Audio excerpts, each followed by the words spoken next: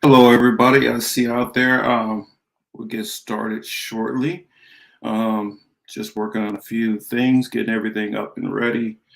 So just give me a moment. Trying to get the rock fin on also. There we go. And I will click on my camera soon. Let me know if the volume sounds good. It sounds a little loud on my end. I don't know. Just double checking. Okay, good. We're good on Rockfin. Let me click my camera on. And I see Miguel. I see Hamza in the building. I see Warren out there. Because Chris might be away from the from his computer at the moment. But yes, we are here. We are live. Volume is fine. Good. Thank you. Yeah, we got a lot of stuff to get to. I don't know. I'm still trying to work out this new angle. I have a new camera, if you guys have not noticed. Hopefully, it'll give you guys a little better quality. So you guys can see my ugly mug a little bit better. But yeah, let's go ahead, get the intro ready.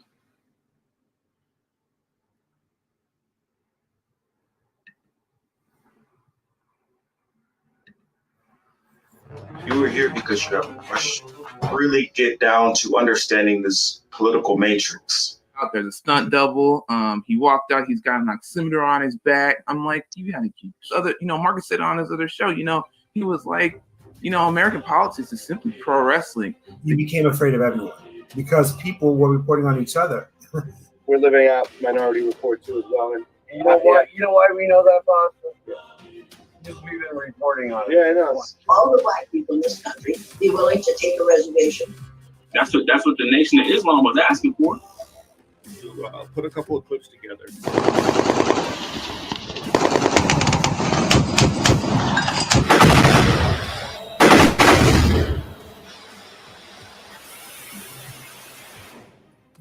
It's crazy to see how much Martin Luther King really began to look like, damn, man, Malcolm was fucking right. I mean, what is the elite's end game? There's this assumption that as a black commentator or black journalist that you're not informed. Relationships, that's a skill we have to learn. It's even more kind of mind-blowing because we're supposed to be the multicultural space. Trying to drum up money to keep the war machine going so they can keep the donors happy. Yeah. Do the Chinese own part of that? Began a long time ago. Ukraine has had a neo-Nazi problem for decades. Proof of sanction, am I right? I don't know if domcopters will do it, but something's got to be able to save the world. From the private industry here. Like I say, people come on here, they can say stuff they don't normally say on their own shows, which is fine. Oh, it's McDonald's. Whoop-de-doo. Ooh. And their cholesterol is going to go down. Yeah, Look, we only exist because we have the biggest military, kid. And silencing a person like Julian Assange. Because it affects everybody. It's today, last week, believe you me, because they know who you are. They watch. They got people that's going out there. They don't want you guys having the conversations that you're having on this show. Mm-hmm. So it affects the political matrix today.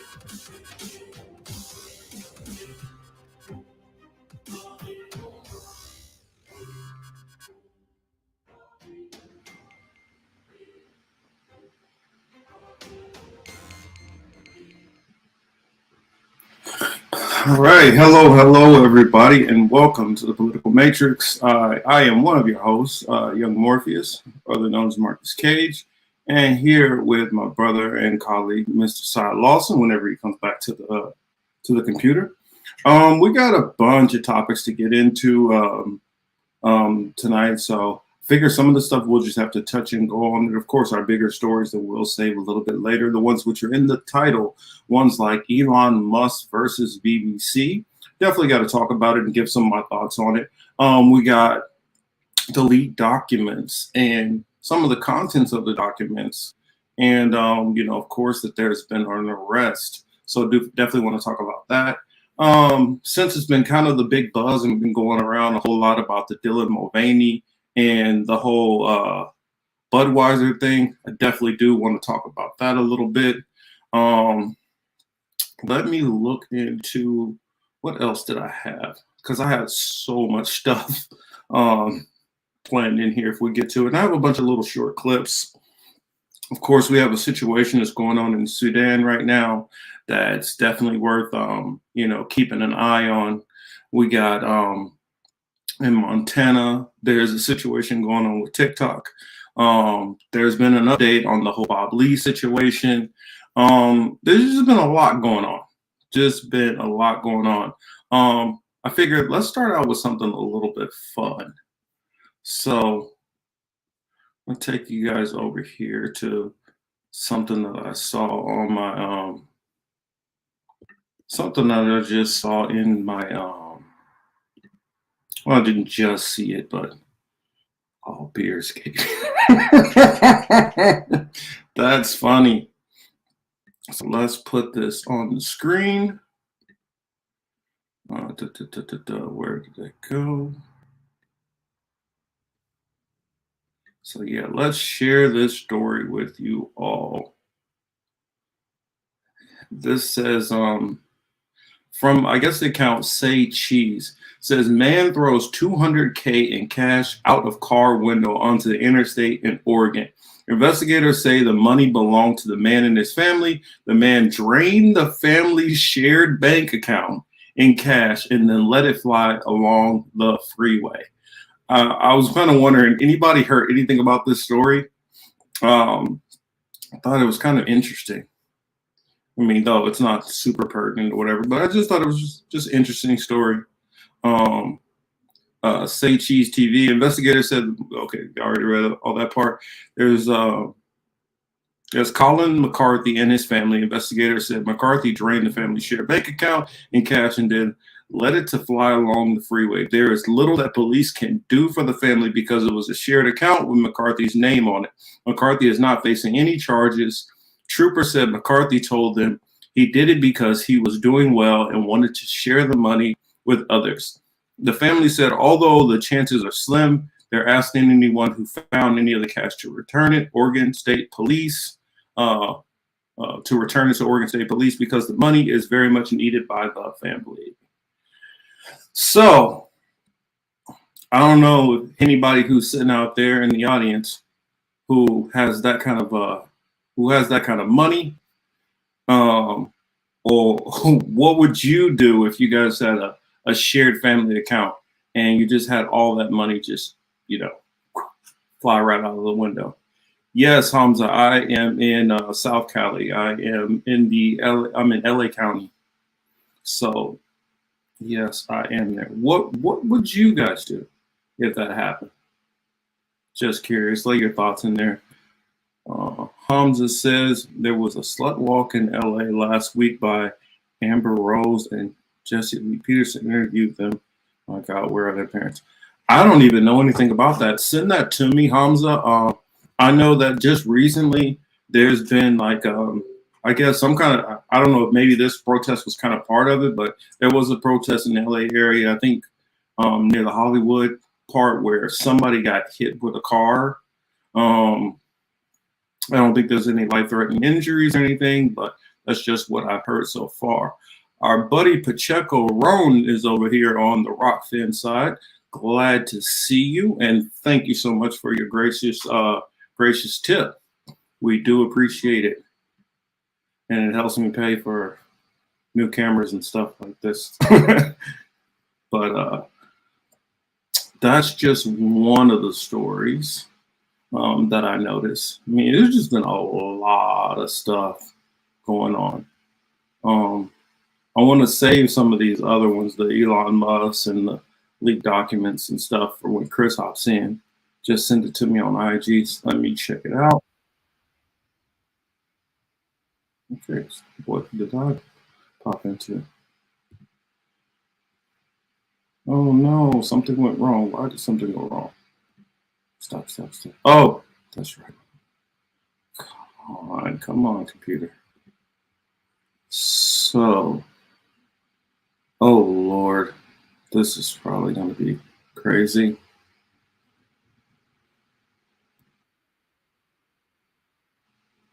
So let me pause it so we can share it with everybody. Share it with the rest of the class. And as you guys heard, he just sent this to me, so I have no clue what we are getting, what I'm about to get into. Oh, don't worry about being late, Jared. It is all good. Let's see. Here we go. Oh, let me make sure okay, that'll work. Let's see. Street in downtown Los Angeles talking to the sluts. It is slut day. A safe space for women to do what they want, dress how they want to, and I think that's so important. So that's why I'm here. Are you a slut? Yes, I am a slut. What it means to be a slut? It means you're sexually liberated and you feel sexually liberated and you do what you want without feeling ashamed. It's more about yourself, and if guys don't respect you, that's a guy problem. That's not your problem. You're being a slut, like I said, is being sexually liberated. Amber Rose has made this slut walk. You are sexually liberated. Okay, right now we're on the corner of Hill and 6th Street. All right. Yeah, Jesse Lee always has some interesting stuff. Interesting indeed. Oh, well, while I am here in Hamza's messages that he sent me, I'll show you guys another video. I'm not going to make any kind of comments on what I think, possibly. I just want to play this and let you all think about it.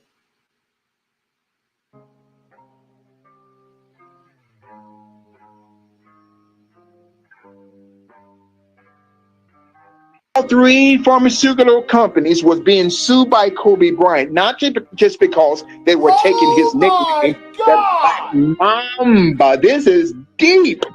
This is deeper than Hollywood. This is, oh my God. So in other words, these three pharmaceutical companies, the ANSY Corporation, capital INSYS Therapeutics, owns the Acorn Incorporation, capital AKORN, that owns high-tech pharmaceuticals.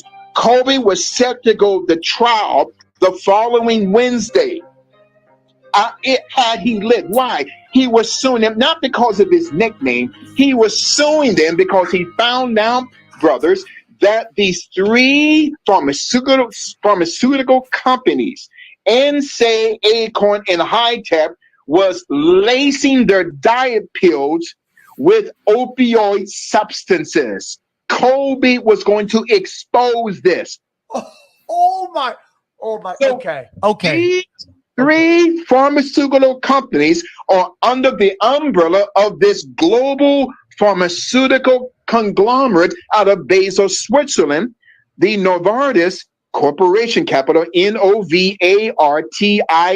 They have a website, Basel, Switzerland. They operate through the Novartis Group. They have over 2,000 subsidiary pharmaceutical companies under them. 3 of them was being sued by Kobe Bryant. Yep. So hold on. So what? So does Kobe Bryant's partner a part of the company that was getting sued? Yes. Oh my Jeff Steibel owns shares in the NSAID Therapeutics, capital INSYS, shares in Acorn, shares in High-Tech Pharmaceutical here in Amityville, New York. So if the lawsuit goes through, not only would the Novartis Corporation be exposed on a global scale, Jeff Steibel would lose millions of dollars. This is, you have to see darkness. Yeah, so, and I'll put out the disclaimer. I'm just showing the clip for, just for people out there to make up their own decisions and look more into it and see if there is more to what's going on. I just thought it was just kind of strange. So I don't know, what are some of y'all thoughts out there in the crowd? I'm definitely curious to hear them. There he is. Mr. Marcus Lawson, how are we doing, sir? What's good, man? Ain't shit, same old shit, different toilet. You know, busy, long day. Been up since I can't even shit. What time I wake up? Like 6:30. So you know, it's been a long ass day. What's good with you, man? You straight? Oh man, good. It's dude. There's you don't even know how much stuff I got sitting over here that I'm like, man. There's so many stories that I could go into. There's so much stuff going on. I haven't had the time to. I've been busy this week trying to edit a video I'm working on, a response to something that Matt Walsh came out and said the other day. So I've been kind of tied up working on that, which later on today I'll probably record my stitch ends and then have that video dropping on my other channel probably on Monday. But yeah, I just say it like this. When you hear people like when you hear people like Matt Walsh that make some of the statements that he made, and for those who don't know what I'm talking about, Matt Walsh made the comment that Black people are better off because of slavery, in a sense. And so, I mean, I'll just say this without getting into it and without stealing too much thunder from what I'm going to do when I drop it the other day.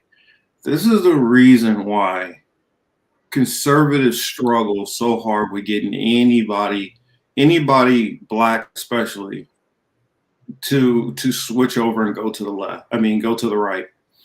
It's just some shit y'all don't even have to say. Just that's what you think, man. Think that you don't have to make videos like that and then turn around and say, "Oh, the Democratic Party started the KKK." Well, y'all are espousing the kind of views that the KKK stood on. So sorry, let me not go too deep in there. But I just why not? I'm working on the video on it, but I guess what I can say is, I guess I'll say stuff that I know is probably not going to be into the video.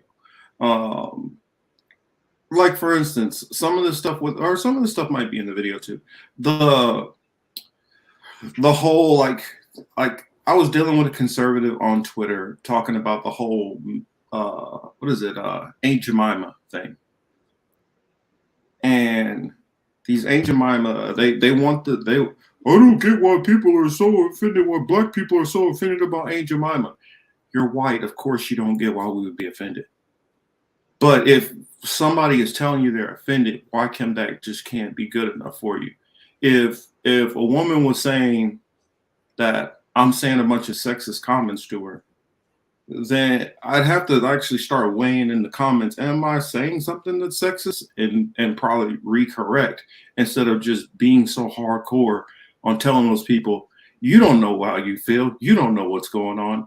I know better than you. And that's the problem with a lot of conservatives. Well, you know, my issue is, you know, minus the conservatives, right? You'll go at them. So I'll take this chance to go at the other ones, right? They thought they were actually doing something by removing Aunt Jemima, as if that was going to make your life or my life or our feelings any better because you took Aunt Jemima off the thing. But as somebody who has been using Aunt Jemima products forever, right, the syrup and the pancake mix, this pearl milling shit just don't hit like Aunt Jemima. So you ain't do shit other than actually piss me off. Because when I tell people I need Aunt Jemima and they can't find it, it upsets me. I'm like, yeah, it's pearl milling now. You know what I'm saying? I mean, I get that people don't like name changes. I mean, rebranding. A lot of people are not fan of rebranding because now you got to relearn the whole thing all over. But I mean, if you go into the history of what Aunt Jemima comes from, Aunt Jemima was off a caricature of a happy Black house slave. And you're gonna tell Black people you need to be proud that a Black woman decided to portray herself as a happy Black slave. I mean, that's like saying you should be happy that a Black man decided to be a caricature of himself. Or That if they he's were- gonna go or if in they and were- go tap dance and be all goofy and silly, and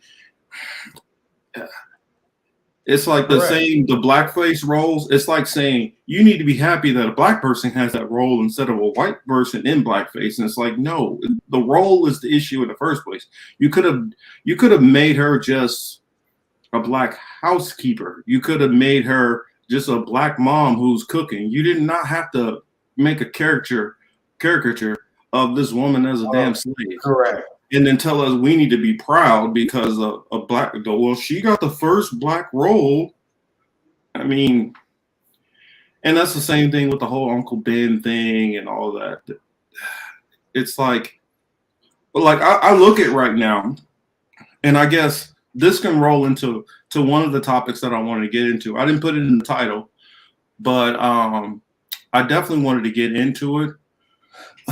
Let's hop into my messages real quick and pull up that title, but or pull up that article.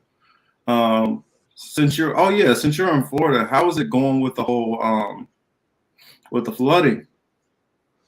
Oh, so where I am, we didn't have any flooding. I mean, it rained, but it didn't rain anything crazy.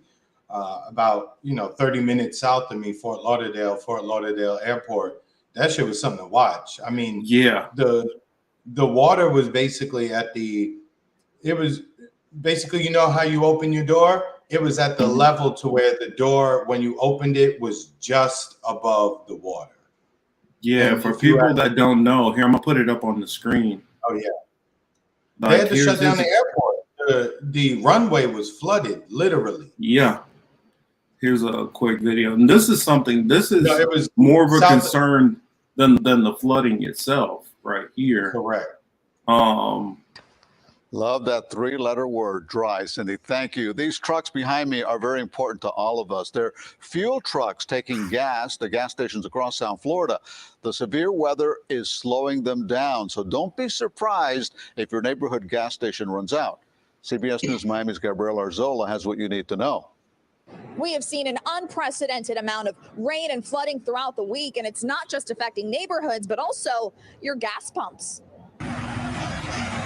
Check out this video. You're looking at a massive line of fuel trucks waiting for gas.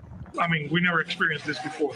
Luis Lago oversees more than 500 gas stations across South Florida and says these trucks aren't able to bring fuel to gas stations because the pumping stations in Port Everglades is literally underwater. He says fuel pumps received nearly 20 inches of water. Right now, only a handful of fuel stations work, so the lines have hit the unbearable. The lines right now are probably 4 hours to be able for trucks to load. Lewis says the Port Everglades gas pumps are not only underwater, but the computer systems that control the pumps are damaged because the flooding entered into nearby buildings. Be some runouts. There might be some stations out of fuel. I won't foresee stations being out of fuel for more than 2 days. So with trucks not able to fuel up as quickly, it's caused quite the headache at the pump. We drove to several locations. Some had gas, but places like this BJ station didn't have a drop.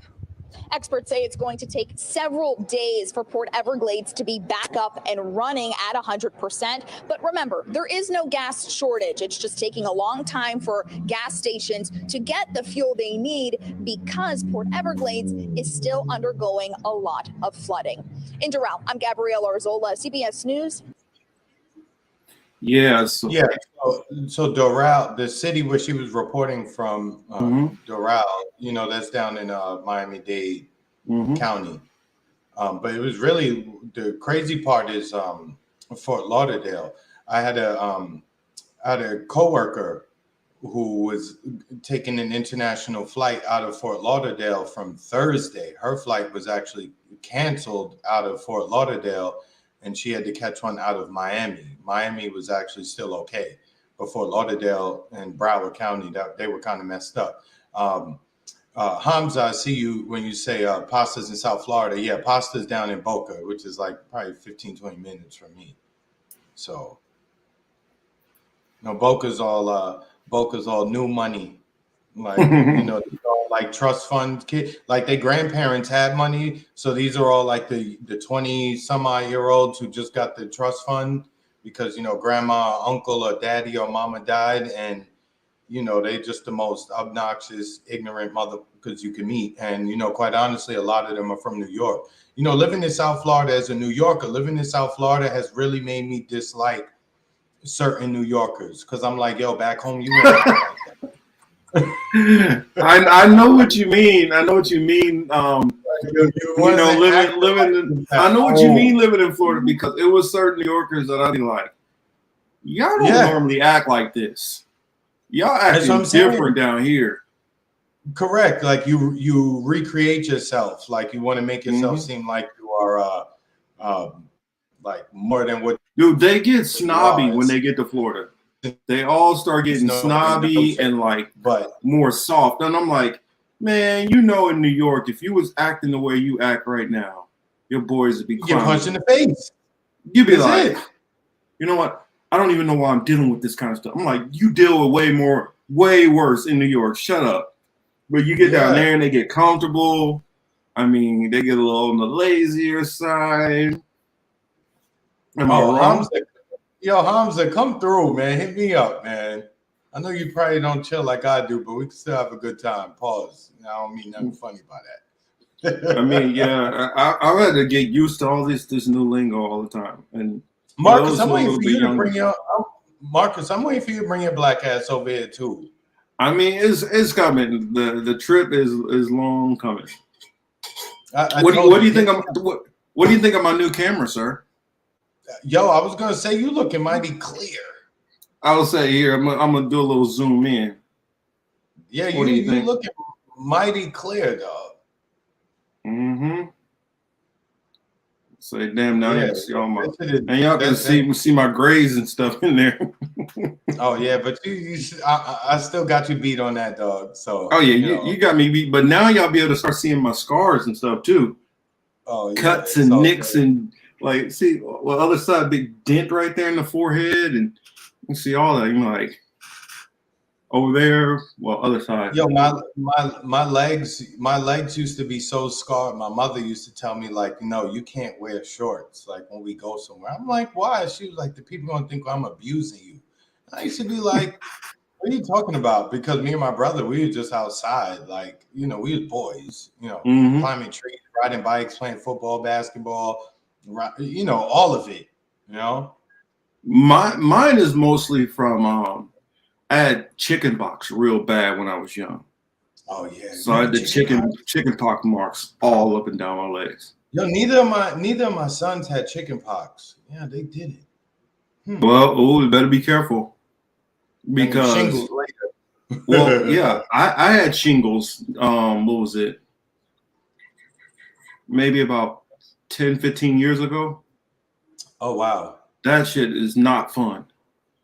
Not Yo, fun you know, my uncle Marcus, my uncle told me this once, and I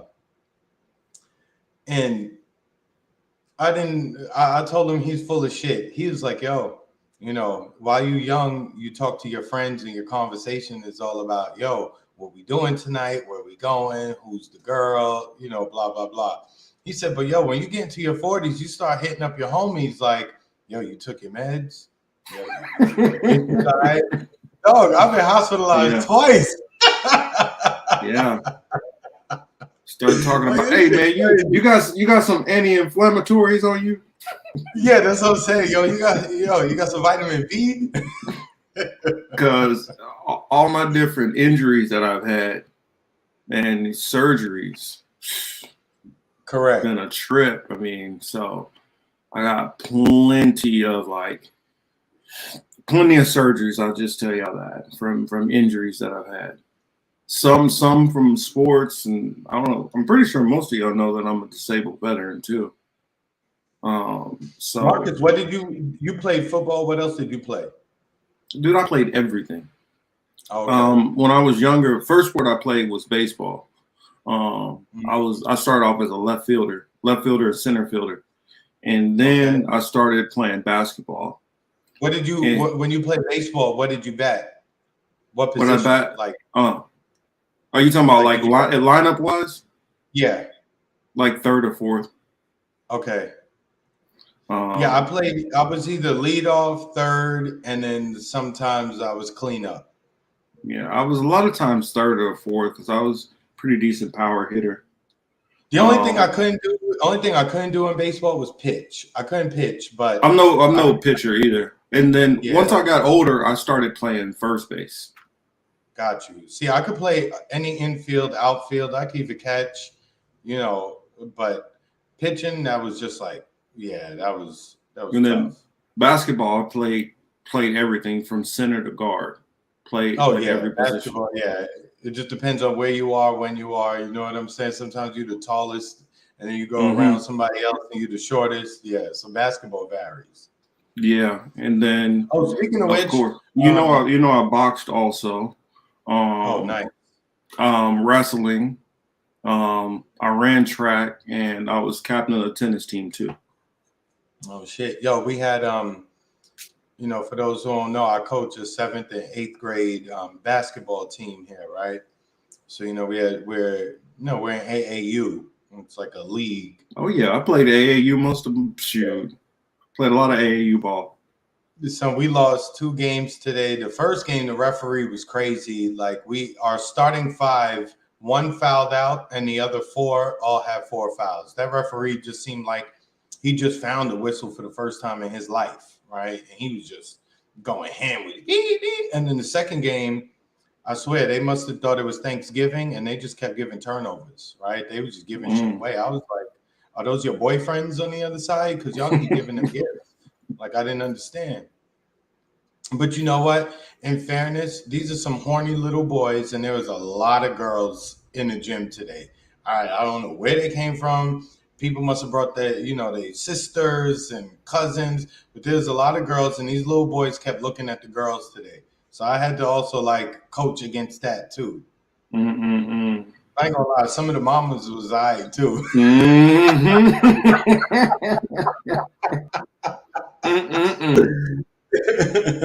Thou sayest, not I. Like I was supposed to be coaching, which we did, but we lost 2 close games, and then the rest of the tournament is tomorrow. So the team we're playing tomorrow morning, I think we could beat them. So it's straight. It's cool watching the kids develop. I got some, just a couple of suggestions. I'll just throw it in there. I mean, it never hurts to throw some different stuff at you because. Yeah, I mean, I played a little AAU ball, and then I coached a little too. Just not to toot my own horn, but my team was undefeated. Here we go. He had to come with the undefeated, right, y'all? Nah, I mean, well, they had two coaches who were playing AAU at the time on one of the top AAU teams in our probably state, and we were a traveling team too. So we played AAU ball all over the country, and a couple of my former AAU teammates end up going to the NBA. Actually, one of them was a head coach in the NBA not that long ago. Oh shit! Nice. You know what Earl Watson is, right? Yeah. And then we went to the same high school. He was 2 years ahead of me, and then he was on the how they'll have a 13 team, a 12 team, whatever different ages. Yeah, we were the team a couple of years under. Mm-hmm. Marcus, I know you're not a basketball fan as much as I am, but the NBA playoffs started today, right? Mm-hmm. So Philly and Brooklyn play each other. Philly won, which was expected. Boston played Atlanta. Boston won, which was expected. The Knicks are the 5 seed, and they're playing the Cleveland Cavaliers. The Knicks won, dude. We got our first one. Yeah, I'm hyped. Even though, Cleveland is not going to be a walk through the park, but at the end of the day, though, my pick for the NBA champion is Milwaukee Bucks because Giannis Antetokounmpo, he's too hungry. He hungry like a he hungry like an African kid, like we used to see with Sally Jesse Raphael back. Ain't he technically an African kid? But you know what's funny? His name is Giannis Antetokounmpo. His family's from Nigeria, but they he got raised in Greece, right? Yeah, all three of them. And his brother plays. His brother plays on the Bucks too. And his other brother played with the Lakers in 2020 when they won a ring. So all three of the brothers have a ring, even though the other two weren't the stars of the team like Giannis was. But all three of them, I was like, yo, their father is dead. But I was like, yo, their pops must be in heaven. Like, yo, you can't say shit to me. 3 of my sons got NBA championships. I know he up there just balling. He probably talking shit like, hey, what's up, Ball? Exactly. catch up, Mr. Ball. Correct. He's like, yeah, all right, LeVar, we got this. So I figured since we was in Florida, we should continue on what's going on in Florida, right? Mm-hmm. Your boy. We got to talk about it. Who? Which one? DeSantis? Yes, of course. Son, I don't know what he's on. Like, he really. Before you play the clip, right? Well, I got an article. Well, I do got a clip that I could pull up, but just got an article here. But look, let me say this about just politically speaking, right? We're not talking about anything because you and I, we don't do the politics thing like that, right? Because we really don't give two shits. But to discuss politics, DeSantis had the easiest road to the presidency I have ever fucking seen, even more so than Barack Obama, right?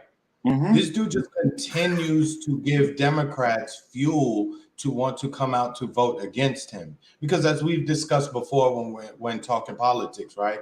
It's who you love makes you do certain things, but who you hate, that shit is like jet fuel, right?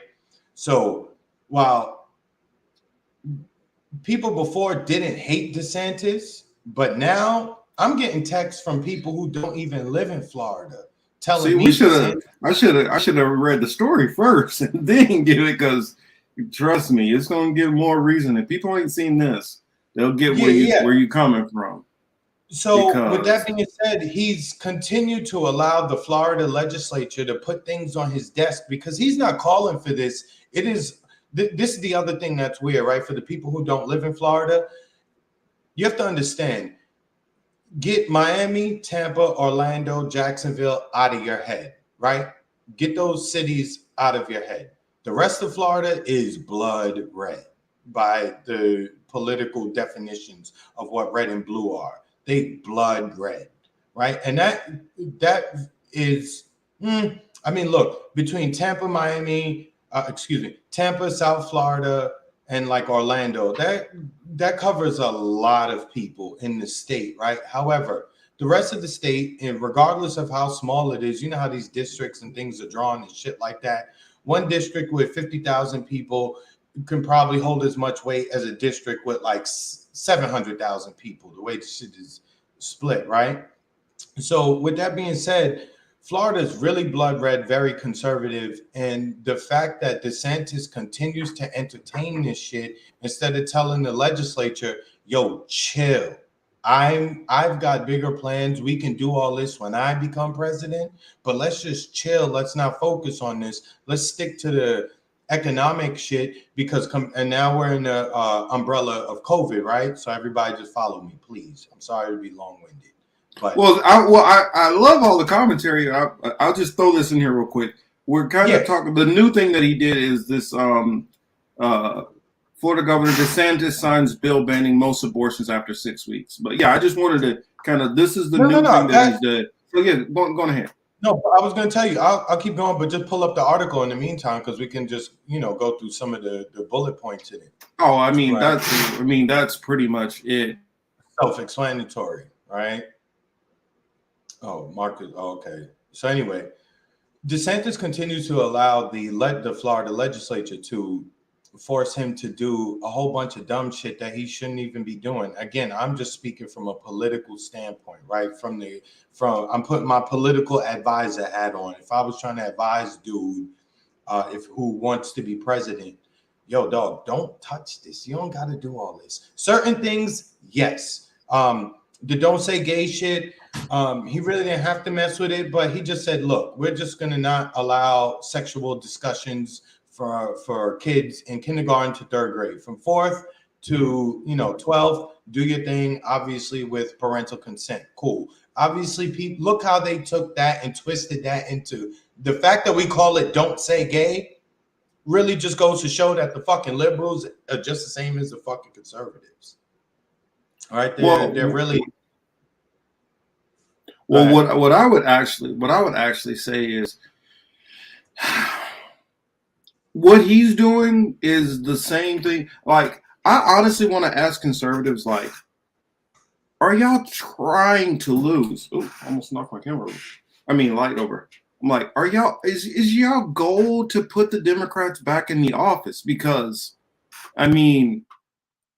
that's what it's starting to seem like to me. You guys are really sandbagging yourselves. And thank you, Baba. Shut up, Chris. But you guys are sandbagging yourselves.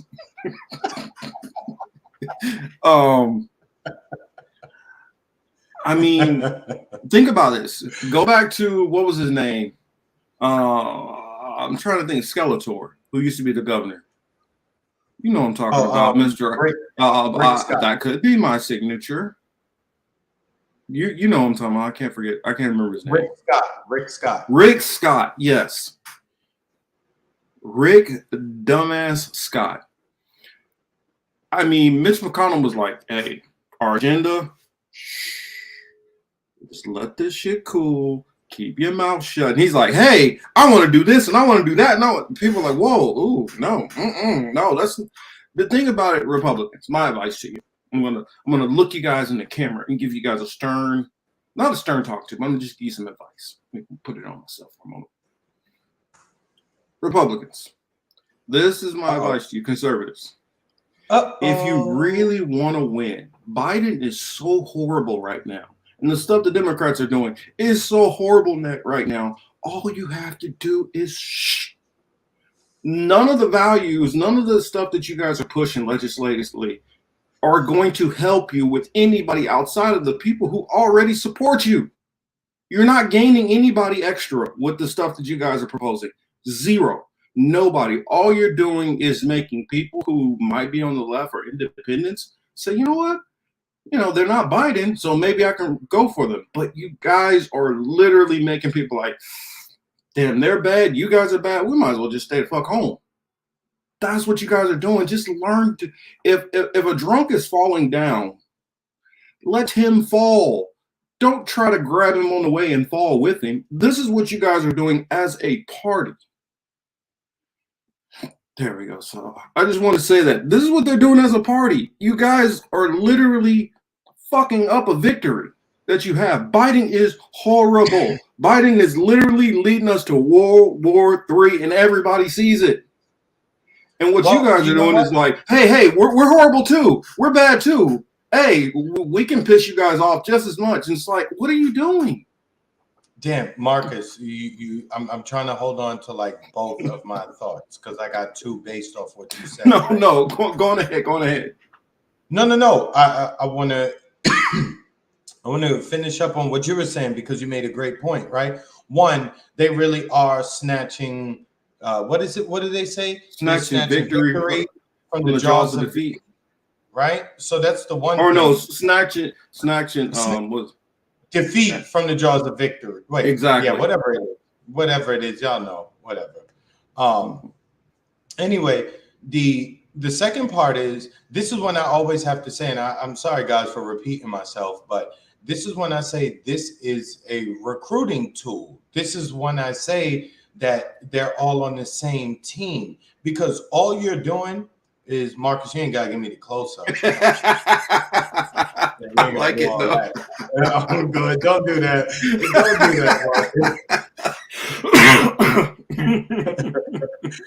But with that being said, like all they're doing is energizing and providing fuel to the Democrats because to your point about Biden, not only is Biden, first of all, Biden is not in any.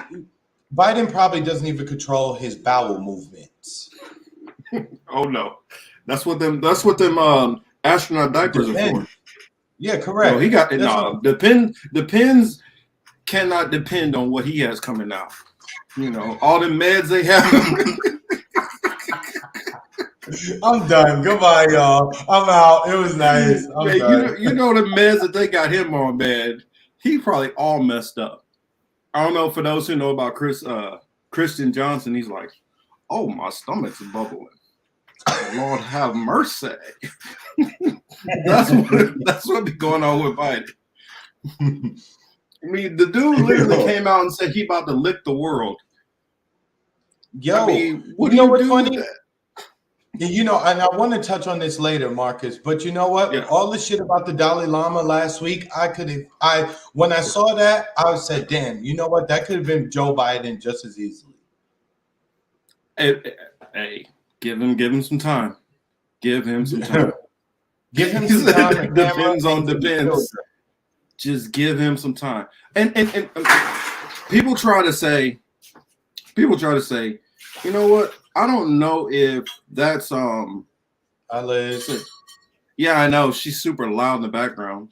It's okay, Alice. but dang, now I lost my train of thought. Yo, Baba coming with the bars tonight, and Miguel too. If Biden runs, he gonna have runs. Oh yeah. Well, you already saw he can't barely walk or ride a bike, so better not dare try running. Can't walk a flight of stairs. Marcus, looking in the direction he's supposed to go after giving a speech, and he still walks the wrong way. Something should tell you something is not right here. Dude is not at all in control of himself. So to the extent that we're saying Biden, we really have to be sure that people understand that when we say Biden, we are talking about the Democratic administration and all of the fuck shit behind it. Where I'm not even necessarily even talking about Biden the individual anymore, because he really does look like somebody's old ass uncle, somebody's grandpa who's like, okay, grandpa, great grandpa, he's done. Like, no, hey guys, no, I know who he reminds me of, and since we've already the show has already gone off the rails, I need to bring it out. Oh. Yo, Biden, he's not somebody's. He's somebody's like great grandfather at this point. That's what he. Yeah, that's what I'm saying. He's losing it by the moment. Biden's grandkids are probably in their 50s, right? Like, son, go sit down and like enjoy your life. You know, this is really elderly abuse. You know, everybody wants to like really talk about abuse and how they're abused and blah, blah, all that bullshit. No, they really abusing the elderly with Joe Biden. Yeah, I'm trying to see. Streets, did you see that video? Did everybody see that video when Biden went to Ireland? Marcus, did you see it? No, I didn't see it, but the prime minister of England stepped up to say like, yo, God, what's good? I'm the prime minister, dog. Yo, Biden was like, yo, you little Indian dude, move out the way. You're not the one I want to talk to. I was like, oh, you talking about Mayor? What is his name? The mayor or not the prime minister, or something. I the mayor. No, not Khan. Whatever his name is, I can't remember. But yeah, that's what it was, Baba. Thanks for reminding me. Yeah, it was another dignitary, somebody who he was supposed to shake hands with, take a picture with, and pose and all that other shit. But no, this mother really just moved him to the side to greet some other white guy, and I'm just like, this dude is, son, he is your great grandfather. Look, my grandfather, right before he passed away, towards the end of his life, he didn't want to stop driving. And when they took the keys from him, nobody knew that he had made extra copies of the key to his car. He was still driving all over the place, crashing into a whole bunch of shit. You know what I'm saying? That is Joe Biden. That's my grandfather. Oh, pause. I would never do that, but you get it. My grandfather didn't drive. He was like, He thought no. the prime minister. Look, as Baba just said, she summed it up perfectly. He thought the prime minister was health. That's a fact. No, reverting back to old Biden. Yeah. Back to when it's like, any of you darker people, I know y'all definitely aren't. Y'all are definitely employees. Dang, where was that deep fake?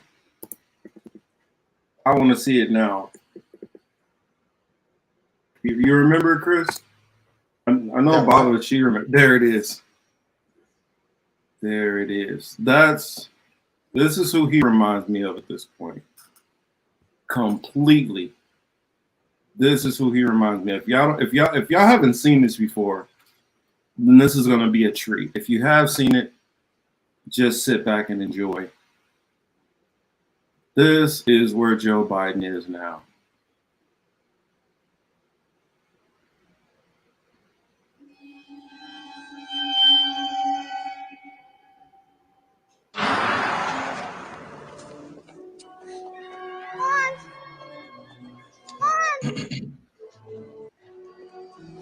Mom, where are you? Mom!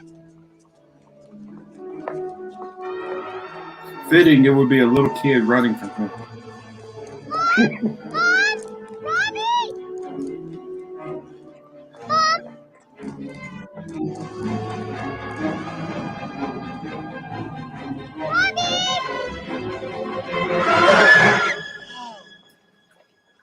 Hi.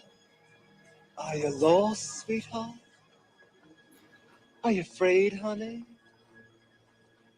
Well, why don't you come with me? All right. I'll sing you a song till your mom comes back. God is in his holy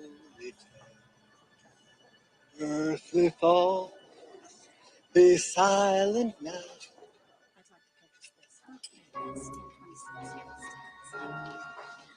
Who's Caroline? I don't know. She was just here.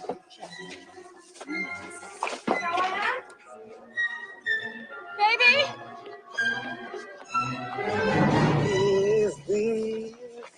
Caroline, honey, what happened? Get lost? I don't know. Thank you. Such a lovely child. Oh, thank you so much. I'm sorry, honey. We just stopped into a shop. I thought you were right there with us.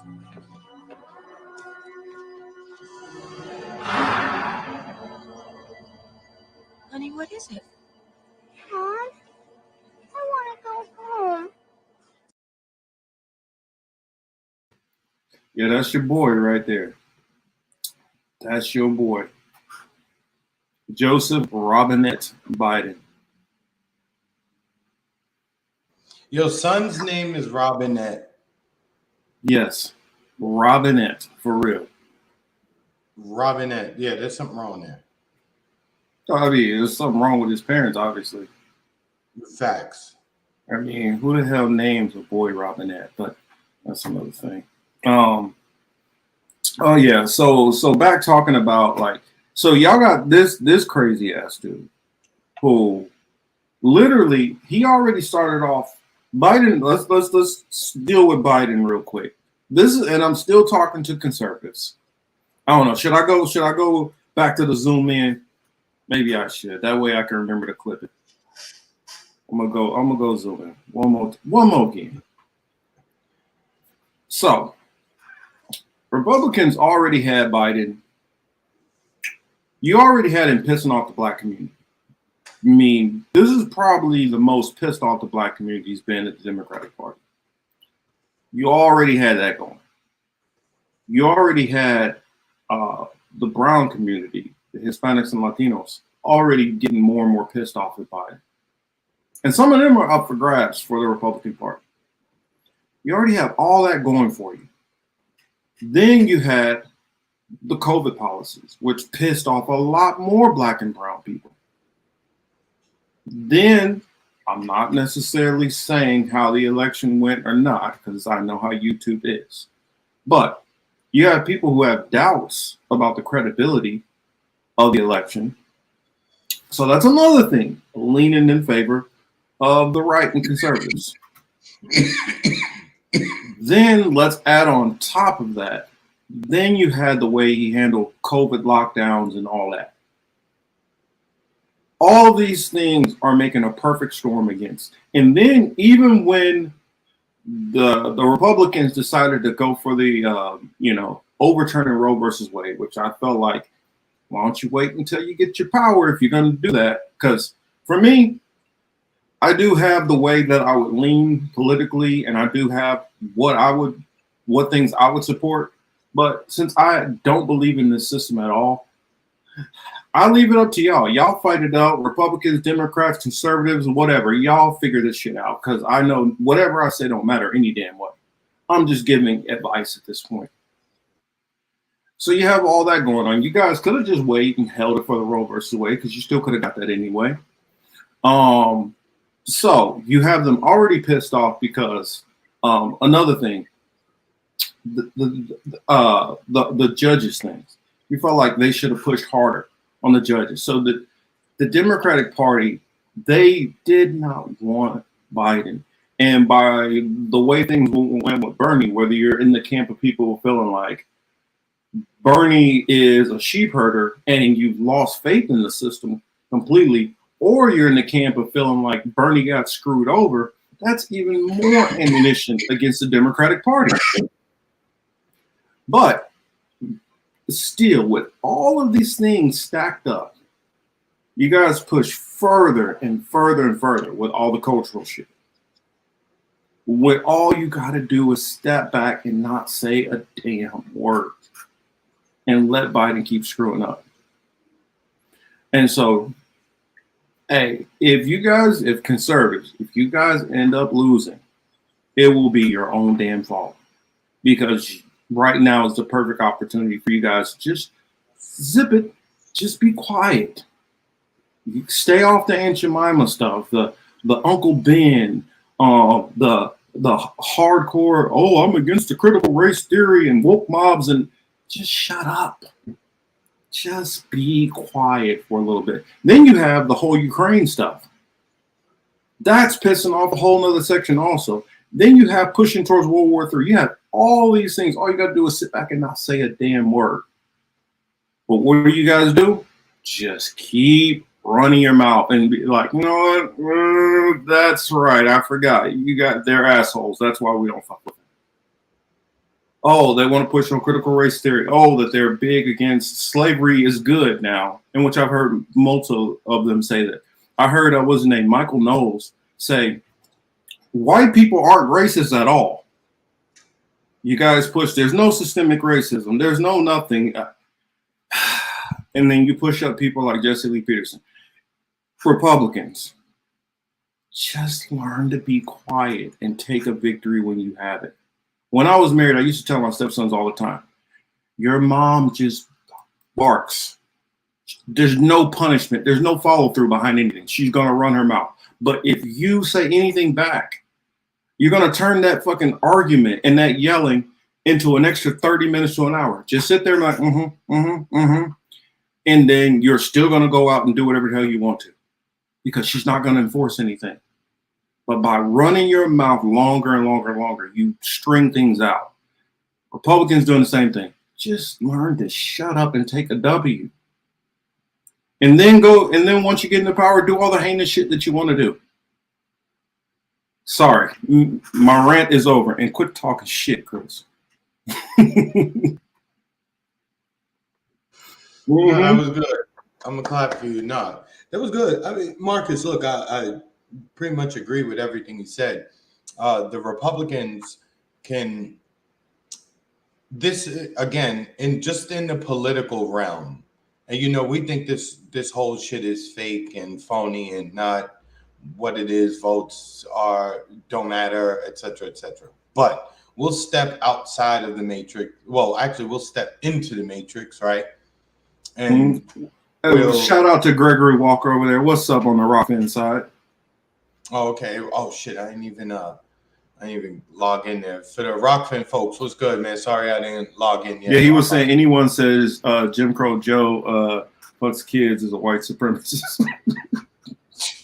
That's what I'm saying. It said the ghost scare. Honestly, real talk. I used to have nightmares about that man Kane in fucking Poltergeist when I was a kid.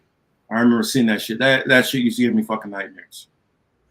But you know, the Republicans could have easily won the upcoming elections, right? Easily. The Republicans should have the House and the Senate right now. Right now, and they should just be saying, it's not a matter of if we take the White House, it's just a matter of when we take the White House, what we're going to do, right? But this one, I say, you know, Hamza brought up one of my favorite terms, the uniparty, right? Because I use that shit all the time.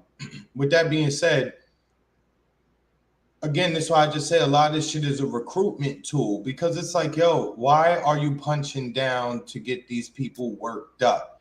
Just stick on the economic tip. Don't talk about anything else. You know, leave it alone. Well, honestly, they don't even have to stick on the economic tip. All they got to do is just criticize the Democrats. Yeah. That's literally what they did to Obama the whole time, which rode Trump into office. They didn't propose a damn thing. All they said was no to everything. I wouldn't just say it was only Obama, even though it was a large part of it. But you know what? For as much as we think that these people are racist and they hate black people and the idea of Obama.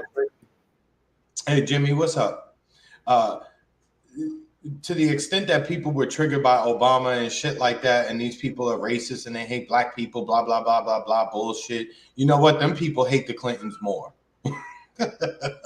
I mean, two things can be true. True. Yeah, that's true. They really didn't like Obama. Some of them didn't like people like you and I. But however, the fact is they really do have a deep dislike and hatred for the Clintons. You know what I'm saying? Mm-hmm. I mean, the thing about it is, part of why they hated Obama is because Obama was completely controlled by the Clintons. He might not have been while he was running, but a lot of us got the memo a little late that, oh shit, that the moment that they were like, okay, it's not going to be Hillary, it's going to be the youth, everybody. He's the best chance for the Democrats to get in power. Nope, we gotta let Obama go this time. The moment they did that, they were like, okay, but we'll let him be the face, but we still gonna control which way he turns.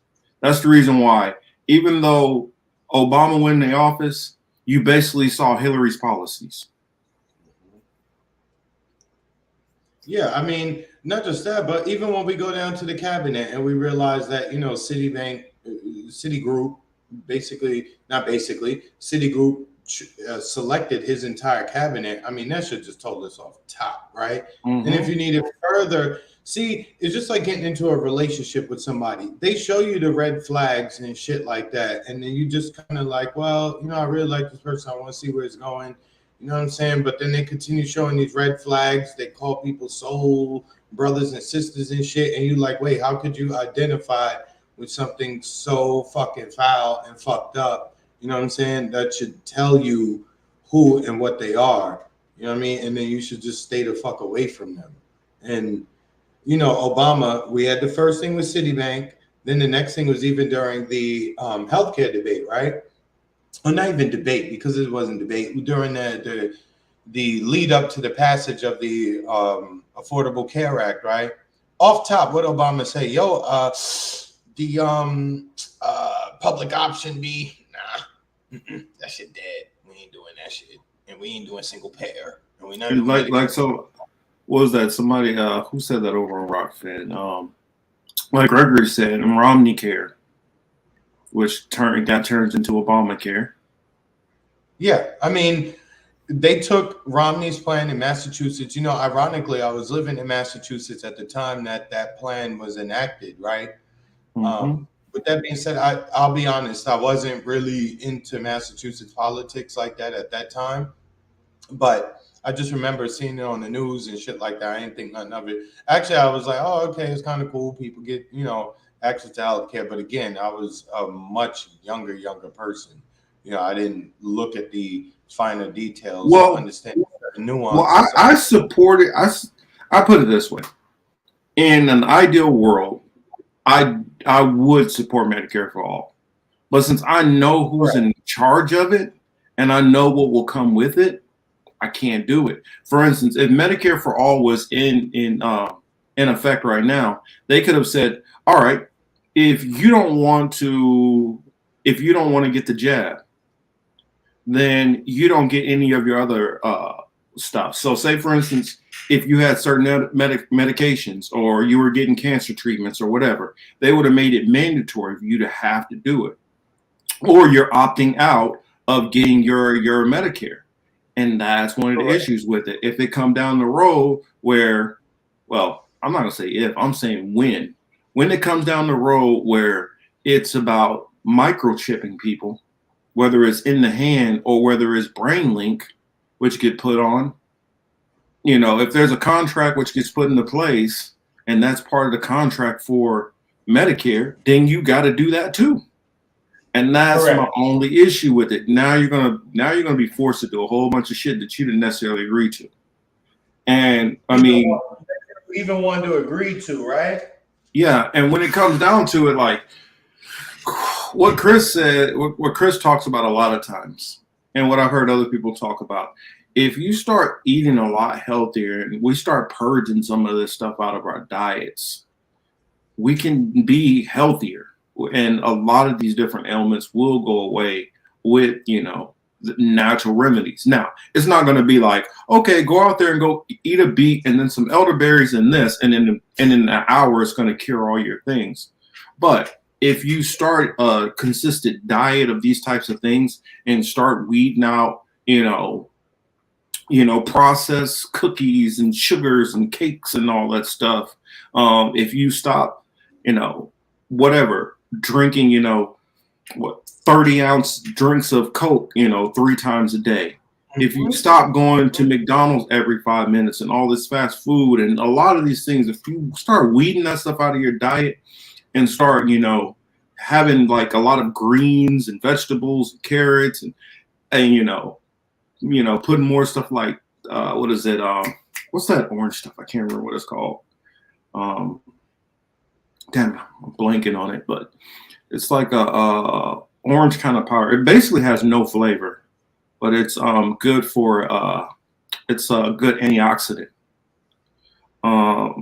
There's all kind of different things, different kind of herbs and stuff that we could start cooking. Not tang. Shoot, now you're gonna make me have to go. Now I gotta go see what the hell it is. Take it for a minute. I'll go and get it and I'll be right back. Marcus, I was about to say, to that point, half the shit, well, not half, but a lot of the shit that happens to us in terms of health, bad things and shit like that, a lot of it spawns from what the fuck we put in our mouth. Pause. It really does. If you're eating a lot of meat, you're not moving, you're doing all these things. Yeah, it messes with you. Hamza says, and I think this comment is pretty interesting, right? And I'll give you a little backstory. Vegetables are not actually good for humans, Marcus, right? That's what Hamza says. To that extent, I'll share you guys with this, right? Couple of years ago, my mother had cancer, right? Stomach cancer. So she went through all of the tests and all that other bullshit. She was up at Sloan Kettering in New York City, right? So the doctor said she had a bad stomach. They removed her stomach. They removed my mom's stomach and left her like a 2 or 3 ounce pouch in her intestine, which is supposed to act as her stomach. With that being said, my mom probably went from like 160, 170 to like 86 pounds. So, that was that was a tough thing to see, right? You see your mom go from like, she's probably a little overweight, right? Big breasts and shit like that. She had thighs, she was shopping in the children's place, literally the children's place, like store, like, cause she was like a size 0. And you know, my pops is all on that, you know, eat healthy shit, greens and, you know, juicing and all this shit like that, like real shit.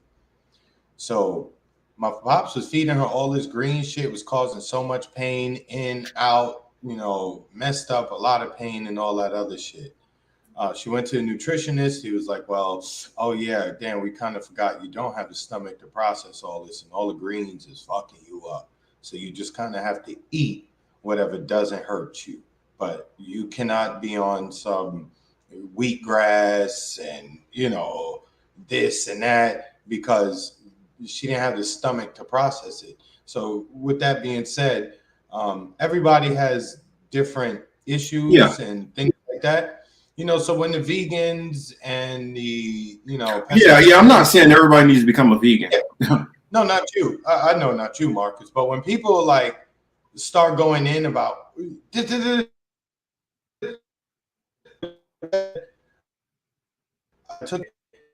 find balance, like everything else in life, right? Find balance and make sure you get your ass up off the couch sometimes. Even if you don't run on the treadmill or go to the gym and lift weights, you know what? Do some stretches. You know what I'm saying? Sit on the couch, spread your legs, try to bend your body as far forward as you can.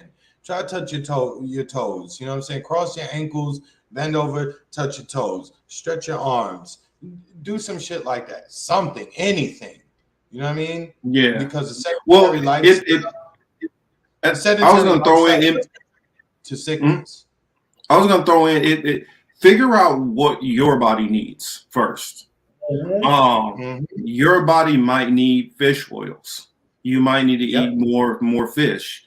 I see Hamza said red meat. Everybody can't just do red meat. You're gonna get somebody damn heart attack that way. That's not the way to go. I mean, everybody, because you got to think about it. When you go back further enough back in history, none of us just ate red. And you gotta smoke weed. You gotta find a way to put weed in your diet. Fuck that. I swear nobody was just back there eating red meat like 4 or 5 times a week, every week. Nobody was doing that.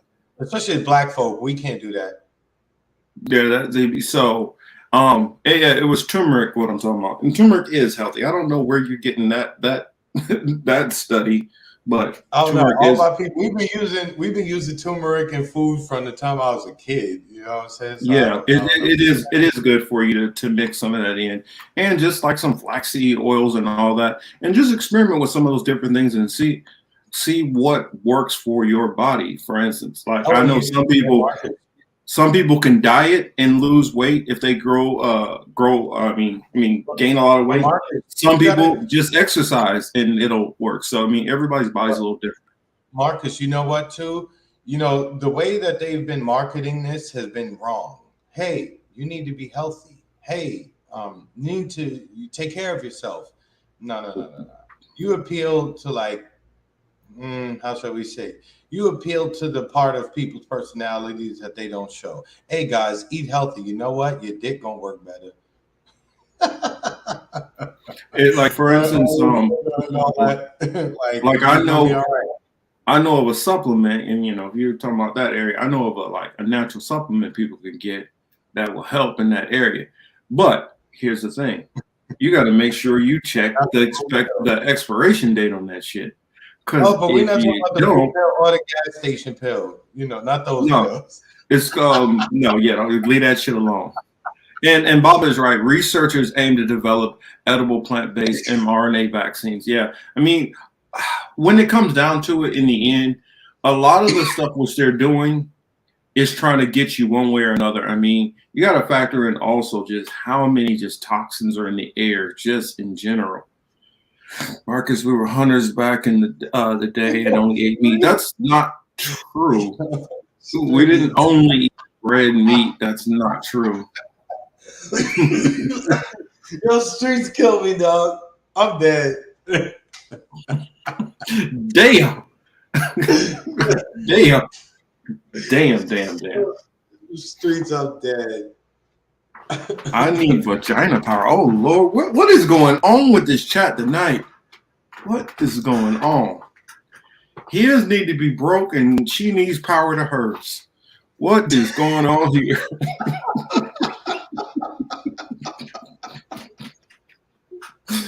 Oh Lord! What the hell Lord have mercy. Let me check the score. Let me check the score of this Golden State game. Yeah, Hamza, I'm saying even in ancient times, it's not necessarily true that people only ate that. It was a lot of vegetables.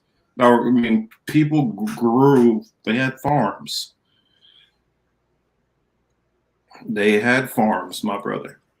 It wasn't all, just slaughtering the hell out of every lamb or cow that they found. But yeah, that's right. Let's get on to another one of our stories. We got it's always fun. That's one thing I like about our show. It's never scripted. It is never scripted. And a lot of times you guys get to see Chris with completely live reactions because tell him, Chris, am I lying about this? I always have a bunch of extra shit that I have not even told you about yet. Facts. That's a whole, as they say out here in the streets, that's a Snapple fact.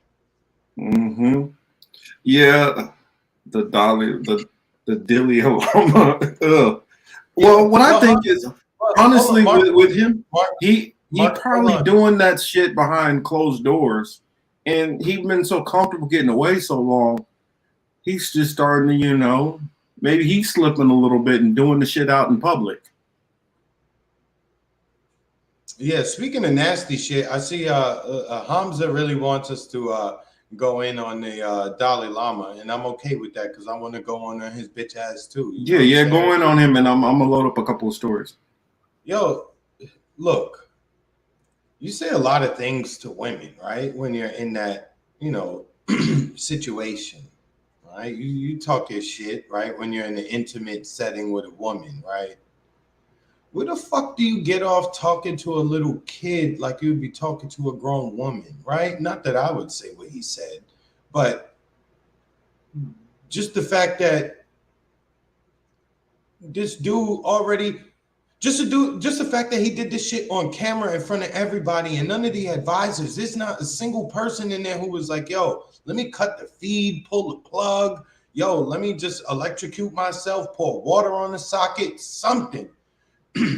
Like, this is not something that we should actually like deal with. And Jimmy just wrote a comment. She said there's a bunch of Tibetan people on Facebook saying suck my tongue is part of their culture, right? We know those are the bots because the article just came out earlier where the Biden administration just said that they need to basically recruit an army of social media users, et cetera, et cetera. So you know what? To that being that Tibetan group on fucking Facebook, Jimmy, that's probably like part of the same type of program.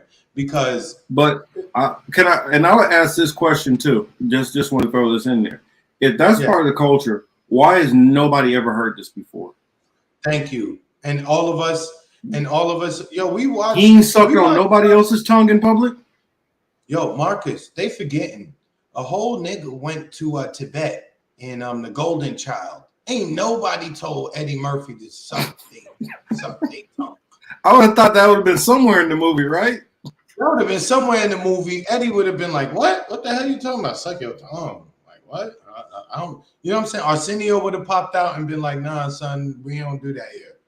You know. But with that being said, son. That shit is the most disgusting shit I have seen in a minute, just live on TV. Not even like not even down the internet rabbit hole, right? You wasn't searching for some shit and was like, oh my God, look what I seen. Da, da, da. This is like normal. Go to Yahoo, click to see what's on there, and then you see this shit. And when he kissed the boy the first time, the boy backed up. So innately inside that little boy, he was already feeling like, nah, this is not what I'm supposed to be doing. Yeah, bro, what's up? Where you been? the boy already had the feeling like, yo, this ain't right, this ain't cool. And to the fact that motherfuckers online is sitting there trying to tell you it's part of their culture. So if it was part of their culture, why that little boy pull back like that, right? Or anybody in that region, you know what I'm saying? So with that being said, yo, homeboy goes even further and was like, suck my tongue and put his tongue out of his mouth, like, and really expected it to happen. And if the kid would have did it, what would have been next? He did it. I didn't want to watch no more of it. Like, yo, son, this shit is. Let me tell you, man. You know, shit is just disgusting. And again, to the extent that the handlers and everybody around this shit, this made me think. It made me think of like R. Kelly, since he been in the news lately, right? R. Kelly is a sick, twisted, damaged individual, right? We already know that. There's not much more that we need to say about Kelly, right? Boom. With that being said, all of the people in between victim and Kelly is not just one or two people. There are several people. We can talk about Epstein too. There are a lot of people in between victim to predator. None of those people ever have to face any kind of justice or any kind of like, they don't got to deal with none of the smoke. So Dalai Lama did all this foul shit, and then you have hundreds of people online all over international media sites out here making an excuse for fucking deviant behavior. And this is supposed to be from somebody we call holy. I keep seeing the word holy in the chat, right? This is somebody who's supposed to be called holy, somebody we're supposed to have certain reverence for, certain respect for, etc., etc. That's why I say, just take care of your own. Fuck these people. You know what I'm saying? Don't get involved with them. Don't follow their traditions. Their shit is all fucking devilish and devious and disgusting. I'm gonna pull this up for Yipper. He's not familiar with the Golden Child. It might be a little before its time. Might be a little before its time. Shit. Yeah, that was the joint back in the day. I seen that movie. I don't know how many times. I'll put that movie on still to this day. Oh yeah. Oh yeah. Here we go. I'll put it Did up. you see that shit on Twitter when they had Jim Carrey acting as Vanilla Ice, and somebody went on Twitter and was like, "Oh, look at this funny clip of Jim Carrey from Saturday Night Live." I'm like, y'all gotta stop talking about cultural shit, because if you don't know the difference between Saturday Night Live and In Living Color, you don't know shit. No, I didn't see it. Yeah, it was 86, Tammy. And Hamza, yes, Hamza, it was all the shit. And you know, now he mentioned liberal media. You see these pussy ass, who was it? PBS and NPR left Twitter. We're upset. We're tagged as like state-sponsored media, and you know, we're just gonna leave the platform. Motherfucker, what else are you? When have you wrote a critical article about the government? When have you ever done an expose about anybody in the government? When have Which you taken I kind of take the standpoint. I heard Kim Iverson say this, which I agree with some stuff Kim says, and I disagree with some stuff Kim says, and I'll just put that out there. And she was like, "You just really need to get rid of all the labels, because unless you're gonna label everybody, because they still have RT, you know, Russian state-sponsored media. They have like some Chinese companies. I mean, it just." People can figure out who has an interest and who's funding who. We don't really need your little hashtag put on everybody, labeling everybody. Let people look at the information on their own. And if you say you're a free speech platform, then just be as well. I guess that's spilling into the other topic that I wanted to bring up. And I did have a video. I don't know if I'm gonna bring up the video or not. Marcus, there is something wrong with Marcus. So let me just say this, right? And I went to a Catholic school. I was in Catholic school from 6th grade to 12th grade, right? Let me tell you, anybody who decides to take a vow to not have sex, to not be with a woman, something wrong with you. I have to say it. Like something is really, really, really, really wrong with you. And if you say I'm not going to be with a woman, obviously you so fucked up that you would then go into abuse a child. Something is wrong with them people, dog. Well, and yeah, that's funny. A stat that I heard earlier. On I ain't gonna bring it up. I'll leave it alone for right now. But, I did. See how fucked up I am, Hamza? Let's see. Where was that link that I had? Dang, did I even put it over here? Nope, I guess I'll just have to look it up. Kim Iverson, she covered a little bit about the whole about the Elon sit down. You know what I'm talking about, right? With who? Elon Musk sat down with a BBC reporter. Oh boy. And they had a little talk, and in her video, it kind of goes into some of the stuff, and I'm kind of have a little pushback also to it. That's the reason why I say I agree with her sometimes, and I disagree with her sometimes on some stuff. I put it this way. One thing I've kind of learned is just Kim Iverson, when it comes to race stuff, maybe it's because she grew up in Idaho, she is not good on race issues at all. In my opinion, I think she's horrible when it comes to race issues. Marcus, none of Marcus, maybe growing up in Idaho gives her a blind spot. Yo, Streets' mind is in the gutter because he just wrote BBC and then he had the laughing face emoji. Streets, come on, son.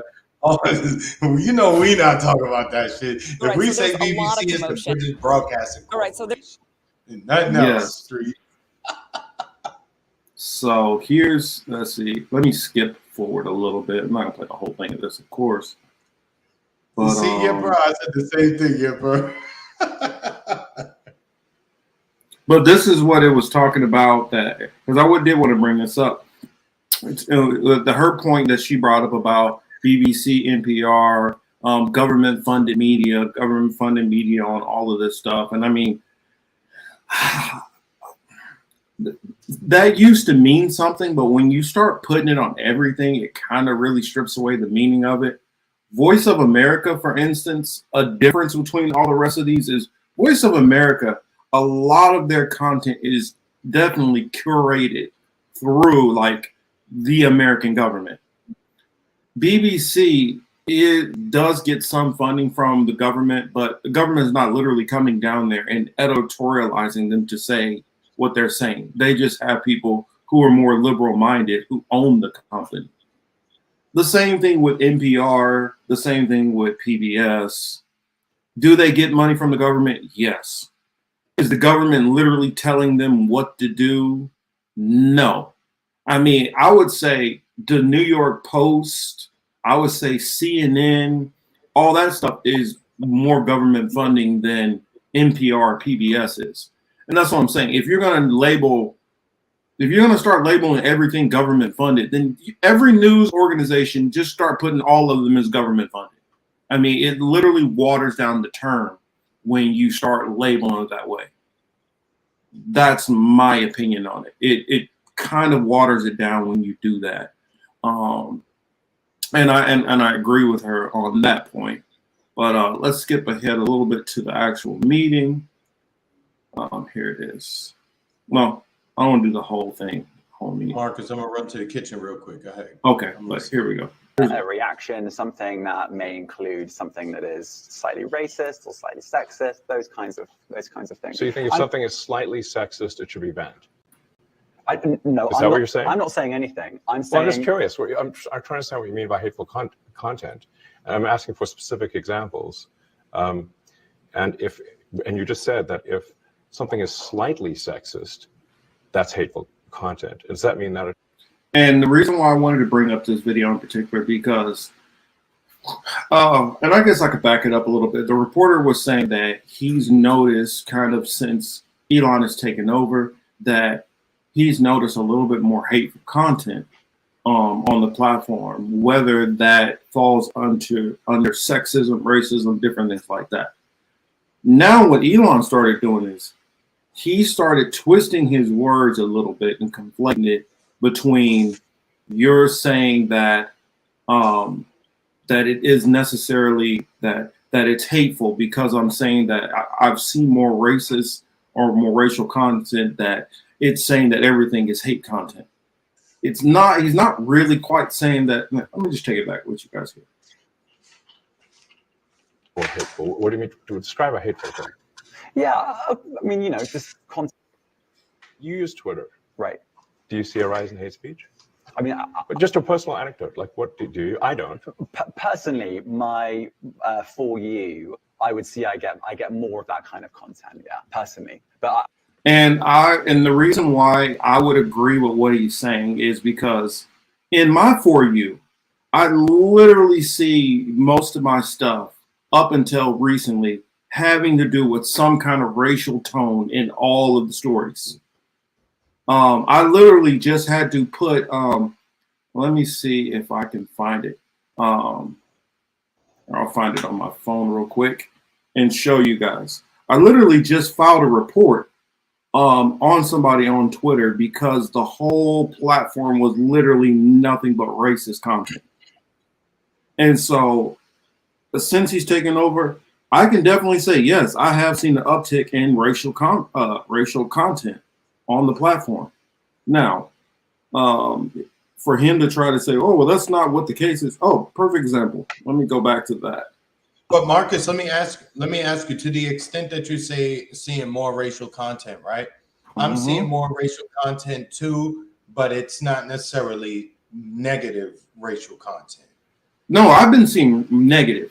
Like I saw one profile, and it literally it's like this profile literally went around to find every single encounter they can find of a black person doing violence on a white person. And the whole thing, that's all they show.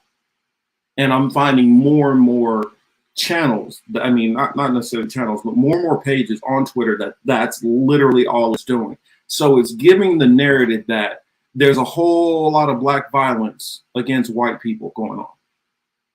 Now, what this person is doing is they're literally finding every incident that they can find worldwide. I mean, it's not just like, oh, well, I found all these incidents that happened in my town or in the area or in the US. Some of these videos are years old. Some of these videos are in China, in South Africa. They're literally searching for every racial video that they can as far as black violence on a white person and putting it all on one channel. And some of this stuff that I'm seeing, let me drop this down real quick and see, because I noticed after this interview, it changed. I didn't see, like, my For You, it changed completely after this this interview. So I wonder what it'll show now. They probably cleaned it up now. But more in particular, let me switch accounts. And if I switch accounts and let me go to my For You. And remember, Chris, we talked about this, how I kept seeing, like, it was literally accounts like the topics that was trending for me were black man this, crap, get down. Why can this thing won't close? All right, so like here, trending Latinos. If I go in and check that, what the hell? Okay.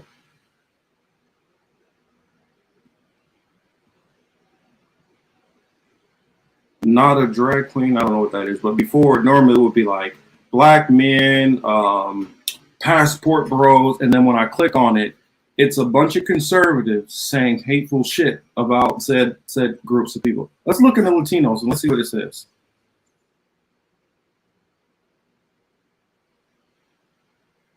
Casting call. Why is it showing casting call? So now for a difference, it's actually not showing. That's what I said. After they had this BBC thing, all this is switched around now. Now I'm not seeing it before. But before, literally my whole thing would be nothing about Farrakhan, this, that. I mean, it was literally all racially targeted.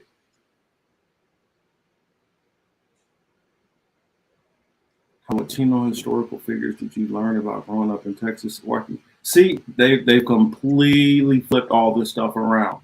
And if I would have knew that interview was going to happen, I definitely would have showed, because now it's showing more people from the left. Before, I was getting nothing but hardcore conservative, you know, angry type messages. Yo, Wiggins missed the game winner. Sorry. Let's see, or let's go home. And now my whole thing is freezing up on me.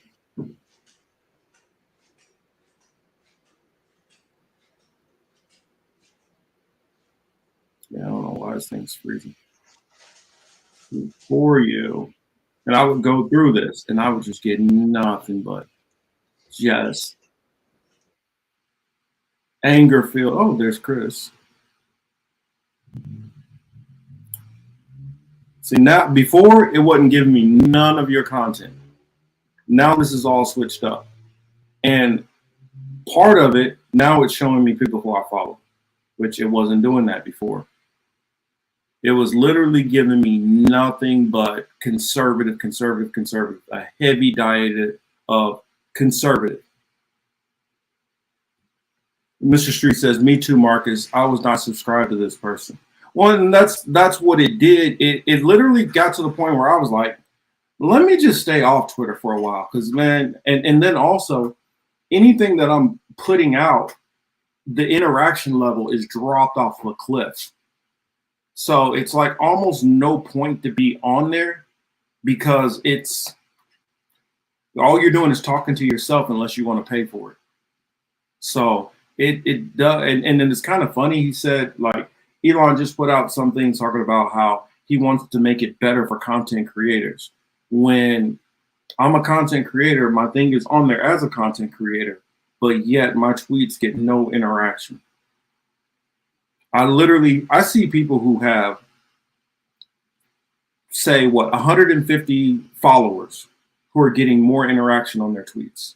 And that was one of the things that I felt like, oh, well, maybe with Elon taking over, maybe that might switch and change. But I literally, the one problem my biggest problem that I was having with the way Twitter was before, it's still the same problem now. Before, I was just getting overwhelmed with a whole bunch of neoliberal bullshit most of the time. But I was still getting plenty of the people who I follow more kind of leftist to libertarian and independent voices. Now, well, up until maybe a couple of days ago, all I was getting was conservative, just flooded with conservative stuff. Yeah, that's where Marcus and Callie getting racist content, and Chris in Florida is not. I just think that, I mean, I was noticing most of the stuff that was geared towards me had to do with race, whether it was positive or not. It was all racial content. Mr. Street says, I got a Twitter alert like that. Why was it a black dude shooting a white dude? Yes, I was getting just tons and tons of that. I mean, just like I talked about the Aunt Jemima stuff. Do you guys think that I would be regularly tweeting about some Aunt Jemima stuff? What's the other one that, remember the one that I put out, Chris, about some holiday overseas where they have all these blackface dolls? That was a thing that was getting put out. Let me go say it here. The video is good. Me too, Marcus. I was going to describe this person. Yo, content creators that have clout. That's right. What I see is all Elon has done is. I think that was like somewhere in Europe. I think with the blackface dolls. Yeah, shit like that. But it was but I was seeing tons of content like that. But you know what, Marcus? look, the conservatives, they do two things, right? One, they keep poking the liberal bear that makes the liberal bear like explode. Like think of it like Sonic the Hedgehog, you know, when you get hit, you pop out all the coins, right?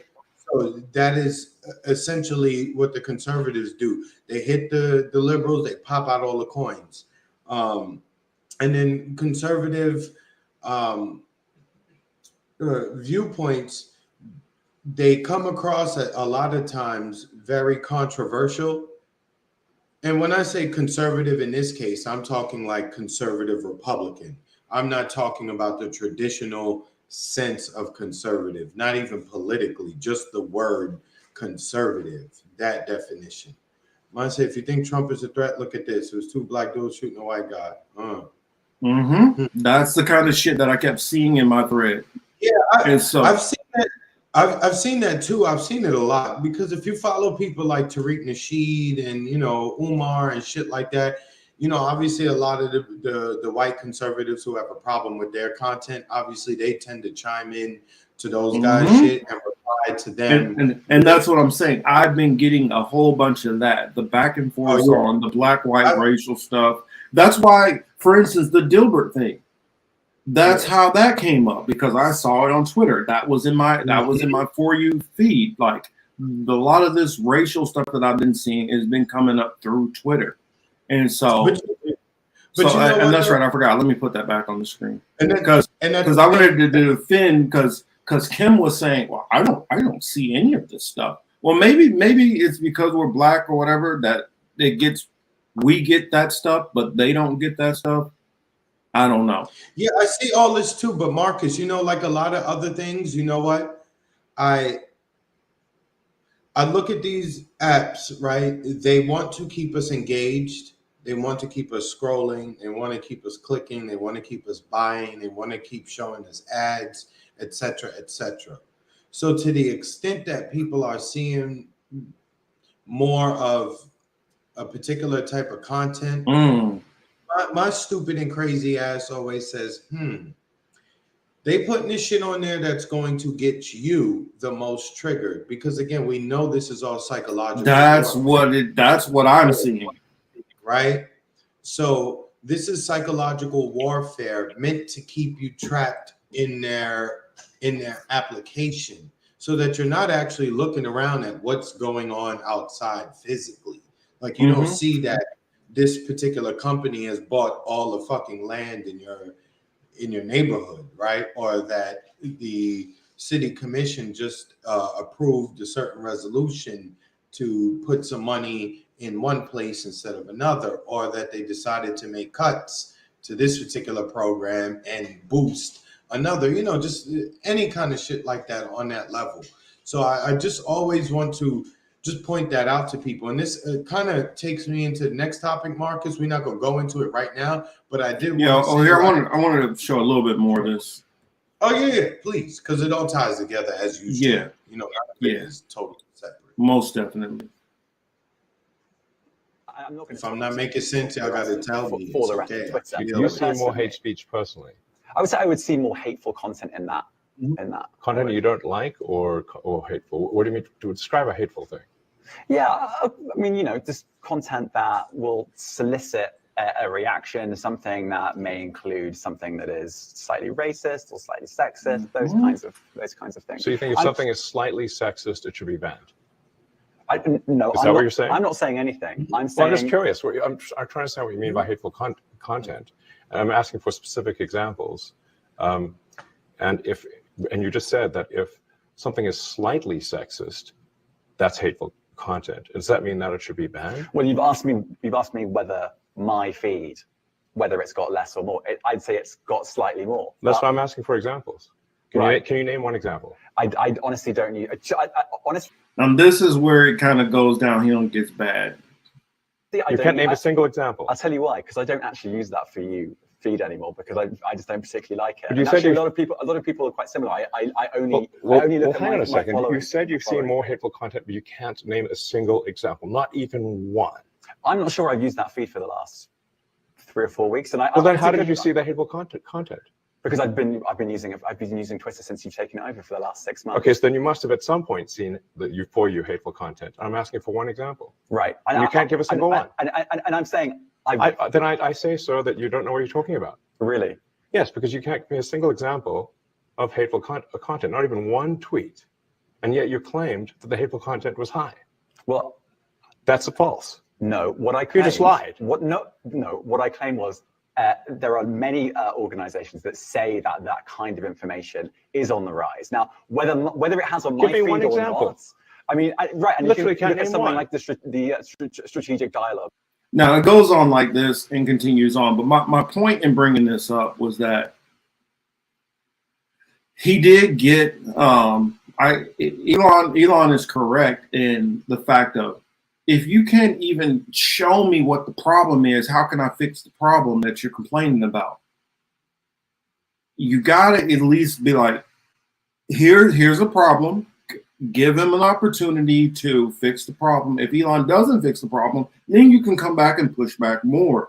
But you can't say here's a problem and not be able to show the problem, which I just gave a perfect example of a problem that I was seeing. Now, I don't see it anymore, so I can't make that claim. But I can definitely show reports that I've made on Twitter, reporting accounts that have been, if not racist, I would say trying to provoke or agitate people on grounds of race. And apparently Twitter agreed with me that the account violated their policies because they showed actually got a report back. Let's see if I can find that. Oh, let's see how good the camera is. You guys see this? Actually, let me put that big so we can have proof here. Pull it back just a little bit. It's probably because of the, but you can kind of see. Go to your left. You see that? There we go. Yep. Uh-huh. That's one of the things that has been put on there. This is not racist. You know what, Marcus? That's been going on. They look like the soft version of those figurines from Tales from the Hood. You know that the dude ended up calling little nigglets. Yep. Remember he was like little nigglets. I was trying to see if I could find the report because there was a Yo, did anybody in the crowd remember Tales from the Hood? Do y'all remember that? But that's just one of the examples that I in the saw. Crypt, and then there was Tales from the Hood. So let me switch that off of me. But yeah, that's just one of the examples out of many that I kept noticing over and over and over. Shit like that was all over. The Aunt Jemima, the Uncle Ben, all that shit, and more stuff. I kept seeing reparations trending, and it wasn't from people who support it. It was negative. You know, they don't need no reparations, this and that, and blah blah blah blah blah. Black people didn't do anything. They don't deserve anything. They're lazy. They're the criminals. That's the kind of shit that I've been seeing a whole lot more. Now, am I saying that we're going to ban the speech? No, but it's made me not want to. It's made me be like, you know what? If this is all the shit that I'm going to keep seeing on Twitter, and these are the only people which I'm getting, like even the people I tweet out to are, they're not seeing my stuff. Then what's the point of even being on this site if it's only for that nonsense? So it's definitely made my interaction or being on Twitter definitely decrease. So just saying Thomas, that. And Thomas jumped in the chat. Thomas, what up, man? oh, there, Jimmy says the same thing. All I see now is super conservative tweets. That's what we see. Oh, Hamza. Hamza says, I think you should have a conversation with Hotep Jesus. Hamza, a long time ago, before I even got with Marcus, I was on a panel with Hotep Jesus before. You know, because I was like low key taking shots at everybody I was on the panel with. I was on the panel with damn, what's that black guy? He's kind of low key famous. He's been on Fox a bunch of times, but what's up, Thomas? they lumped me into this like black conservative thing, and Hotep was in it. Not Jesse Lee Peterson, but somebody like a little bit less than him was like in it. There was several people. If I find it, I'll send it to you, Hamza. But anyway, with that being said, like I know what Hotep's shtick is, and like it would be cool to have a real conversation with Hotep, but he gets his bag from that conservative group of people, and I don't like to play them games. You know what I'm saying? I know that I could probably get money and play the game and all that other shit, but I just want to keep it real. You know what I'm saying? I do this off the strength. I don't do this because I'm trying to sucker y'all into any money. You see, everybody who tunes in here, one thing you hear Marcus never do is ask y'all for it, right? We never do that. Like, so we just really doing this because this is what we enjoy doing. Yeah. Hotep has an angle, and I ain't knocking him. More power to him. I see what he's doing. You know what I'm saying? I don't hate him. I don't dislike him. Actually, I fuck with his shit, right? I think he's a very sharp dude. Plus, he's Jamaican, and he plays chess. So I see that he's playing chess while a lot of other people are playing checkers. So I salute to Hotep. But if we were to ever have a conversation, I would like to talk to him behind the scenes before we ever brought anything publicly. You know what I mean? I'll probably be able to chill with him, eat some, you know what I'm saying, rice and peas and oxtails or jerk chicken. I don't know what he like, but I know he's Jamaican, so I would hope that he still like, you know, the food from home. But Marcus, speaking of food, you know what I cook? I cooked some stewed chicken, plantains. I made a salad, and I got white rice in the crib. I gotta send you this recipe thing that I mean it looked pretty fire. It was like these little plantain balls, and they had the rice and the beans, and then they had the jerk chicken shred. Never mind. I don't. It was basically kind of like mofongo, but it not quite. I'll show you it later. I don't want to the audience to be like, man, what the hell are y'all talking about? Get back on topic. But I'm fat and I love food. You know what I'm saying? I'm not good at chess. I barely know how to play the game. But Chris, Chris is the chess guy over there. No. I don't. Marcus, my son Marcus was actually trying to teach me how to play chess. I follow chess, but I don't know how to play. If you want to play spades or dominoes, anybody in the crowd, if you find yourself in South Florida and you want to play spades or dominoes, DM me, like send smoke signals, all that. I've got like 1 or 2 partners I could bring with me so we can give you the business, but please don't be offended at, you know, what Don't be offended at this ass whooping you're gonna get. Yeah, we're gonna be friends after. You know what I'm saying? I'll make you ever talking about some Uno.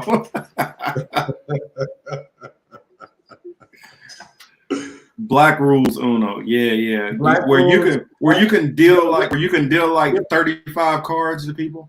Marcus, that sounds racist. I don't know if I like that comment.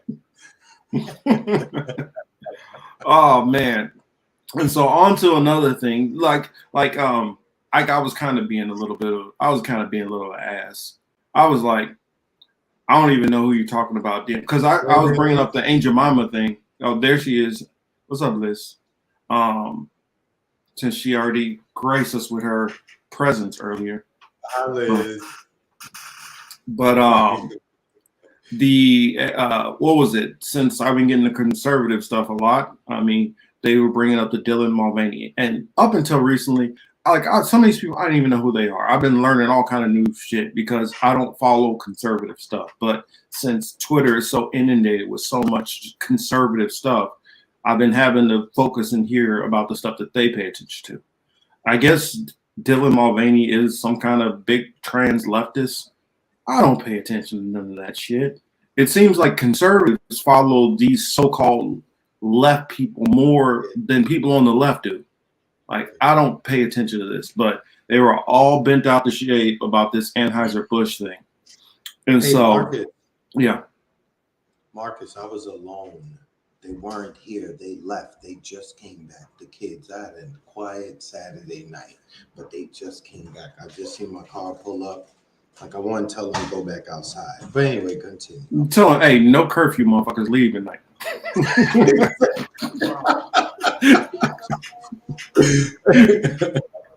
Don't you got a girlfriend to hang out with? Don't you got somebody's window to sneak in? Don't listen to me. Don't listen to me, y'all. Yeah, I'm not right. So the article said, ew, what was that? What the hell is going on over there?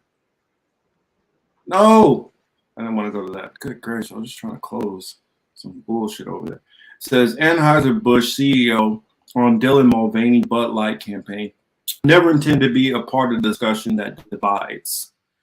I don't know how they didn't figure that this would be kind of divisive. Says Anheuser-Busch CEO Brendan Whitworth addresses the backlash his beer company is facing Friday following its Bud Light ad campaign with trans influencer Dylan Mulvaney earlier this month, seemingly backtracking the sponsorship's progressive messaging. Whitworth noted that his goal is only to bring people together. We never intended to be a part of a discussion that divides people, Whitworth said in a statement posted on Twitter Friday. We're in the business of bringing people together. It's a beer company. Make fucking beer. Quit trying to be in political shit. That's your problem. If you try to go trans this, or if you try to go gay that, or if you try to put Trump this, you are going to create a divide. It doesn't matter. Just make the damn beer. You don't need to. The moment that you put a trans person on there, you are making a statement. And if you know that just the way it kind of appears, more beer drinkers tend to seem to be more conservative. That I don't know if that's necessarily true. It might be true. It might not be true. But I know that at least the conservatives, if you are pissing them off with the beer, I mean, with any of this stuff, they are not going to buy your product. And it's kind of ironic they showed Kid Rock over there. I was going to bring it up. I don't know. Did you see what Kid Rock did? Kid Rock when he shot up the Bud Light to buy Coors Light. Yeah, and Coors Light also has an ad with the Rainbow Coalition too. Not only that, you know who their spokesperson was? Who? Batiman? Who? Caitlyn Jenner. Or not Caitlyn. Well, yeah, is it Caitlyn? Whatever. Jenner. Caitlyn Jenner. Yeah. Jimmy makes a good point when she says, perfect example of victim mentality. When she says they had to make it look like they are being oppressed. Yo, conservatives in the 21st century, they love nothing more than pretending that they are victims.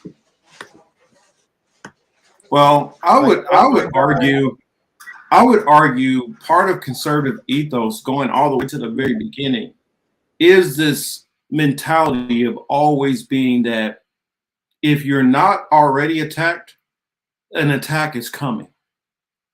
And you need to, and that's the reason why I feel like they do a lot of the stuff that they do. It's almost like the preemptive strike. I mean, and that's what like a whole lot of this critical race theory stuff, which they're so up in arms about. They're fearful that if some of the history comes out, that what's happened throughout history and some of their ancestors, they're worried about some kind of consequences are going to come back on them. And it's not even that. It's like, dude, do you realize most black people are the most forgiving people ever? A lot of times you could just say, okay, yeah, it's fucked up what happened with our ancestors, and they're going to forgive you. But they're so worried of some kind of pushback that's going to come that they overcorrect the opposite way and then try to gaslight as if nothing happened. And then all that does is piss off more people. Marcus, think about it like this. How many generations have gone by and it's Stevie. not outright? What's going on, Stevie? Think about it like this, Marcus, right? How many generations have gone by and it's not just straight bloodshed and warfare, right? So just the fact that we're sitting here, you can sit on Al Gore's internet, crying and complaining and bitching and all that shit. It's all fake shit. Like, I've never seen a group of people who want to be victims so bad. You're white boys and living in a white town, in a white state. Everything is white. And you're watching shit about California, Chicago, Florida, New York, and you're worried. You know what? You should be worried about being good dudes to your women. That's why your women tend to leave the camp and go elsewhere and tend to breed with other people, which is why you're now upside down, right? I'm not blaming the women, I'm blaming the men, because the women had to go look for better options if we're keeping it a buck, right? So now your shit is upside down. More of you are dying than giving birth. That's your fault. You should have been better. Well, that's honestly, but Chris, that's what a whole lot of this the anti-abortion laws are about. Before it wasn't a problem with abortion when it was more black and brown women who were aborting their babies.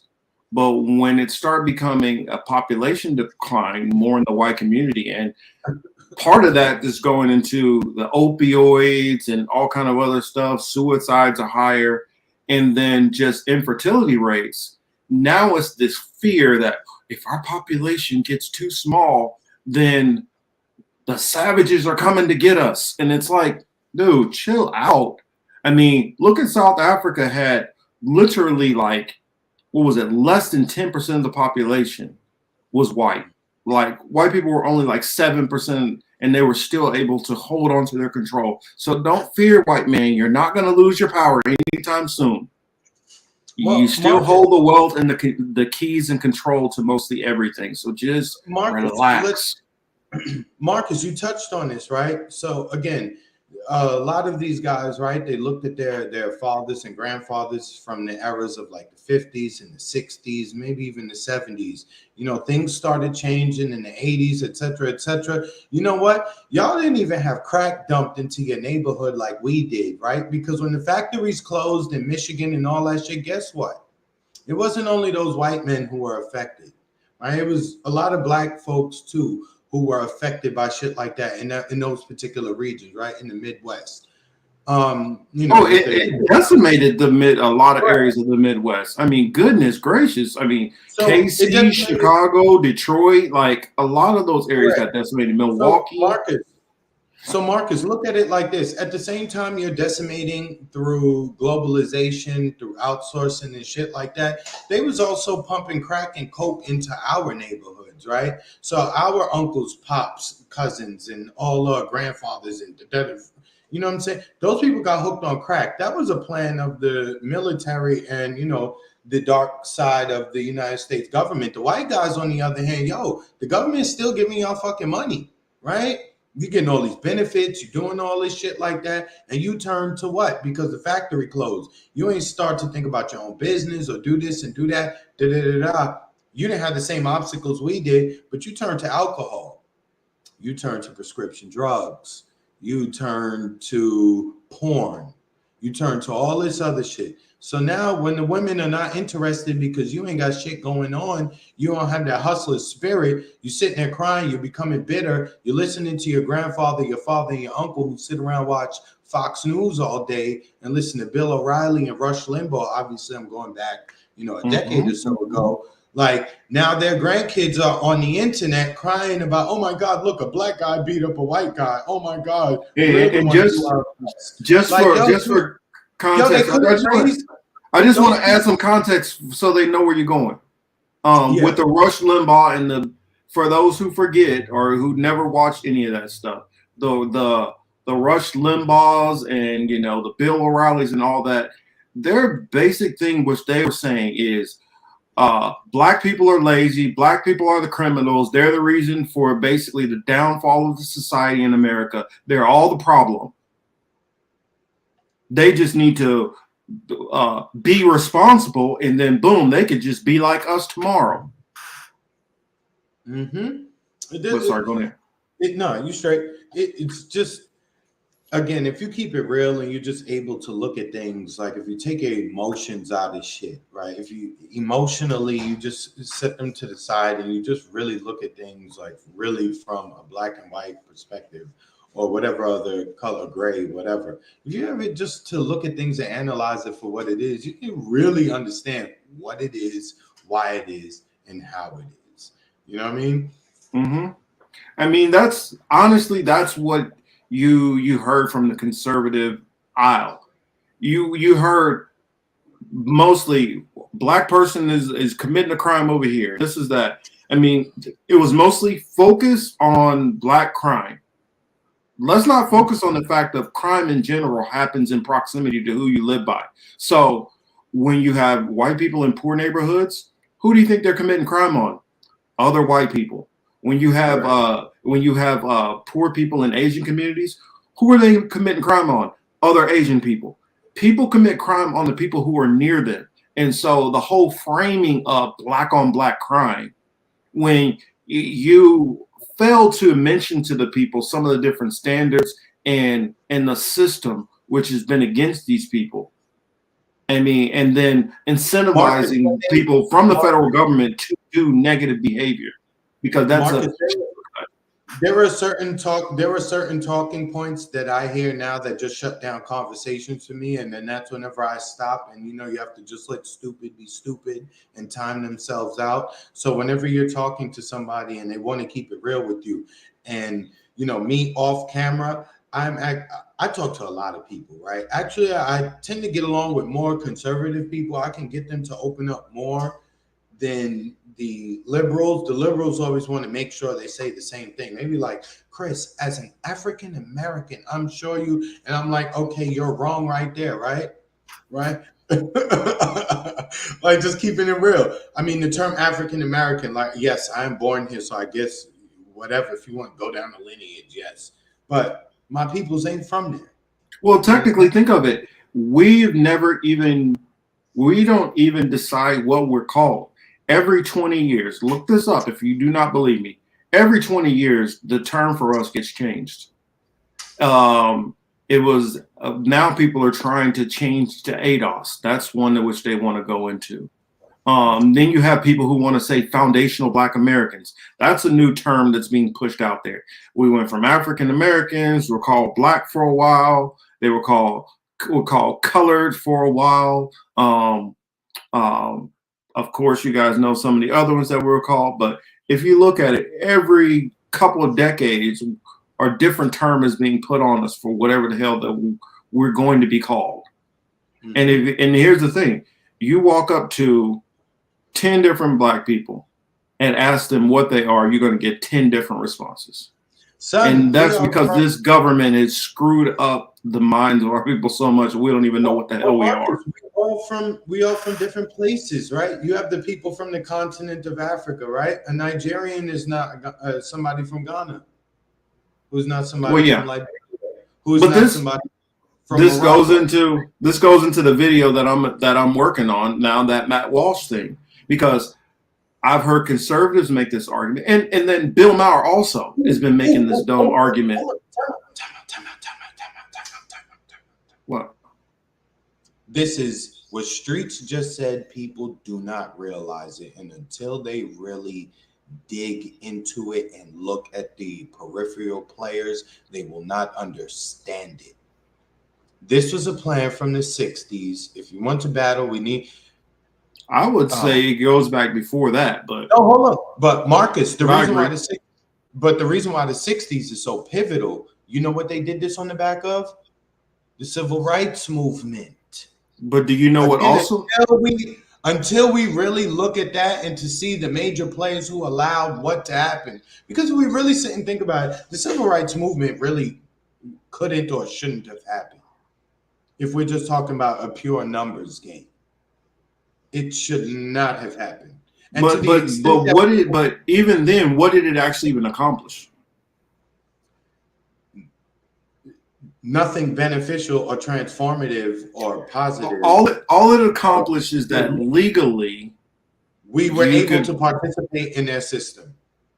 Literally, that's it. Yeah. So now it made it. It basically kind of reinforced desegregation. That's all it basically did. That's why Martin Luther King said. Wait a minute, where's that? I'm trying to find this image. Yeah, you search, I'll talk, right? That I do that really good. Because something that I wanted to point out when you talked about how, but go on ahead and I'll get to my point. No, it's okay. I got some Dominican rum in me, courtesy of my son. Oh, I can tell. Chris feeling good. Chris feeling good. But damn, I even forget what I said. But anyway, with that, no, you were talking about Street's point about the 60s. Yeah, if you go and look into it, like even immigration opened up, they opened up the doors for a lot of immigration during that time, right? And a lot of things happened. But if you look at all the people who were around Martin and who was hey, hold on. Them, put a button. I just wanted to throw this one little thing in there because this video is fresh in my mind recently. A lot of people don't realize that right there, in particular, 1964, when the Civil Rights Amendment was put in, that's when you had the opening, miraculously, of all of these people out of Asia in 1964. So you bring in a whole group of immigrants legally on the back end of that, and then give them preferential treatment over Black people during that time period. And now you have a partnership with another minority group to pick on the Black community. But go on ahead, sir. No, you're good. I didn't realize this until, maybe 2 years or so ago, right? I was late on this. If you just go and look at some of his advisors and some of the things that they were advising him, for instance, even one of the things that people praise most about Martin Luther King is what? His nonviolent approach. Mm-hmm. I don't know why you're sitting there letting people bust you in the head, sick dogs on you, spray you with water cannons, and all this other shit. Dog, because if you didn't, you would have had what happened in some of the other towns, then we like died. Detroit and stuff like that, in the riots and stuff. Marcus, then we died.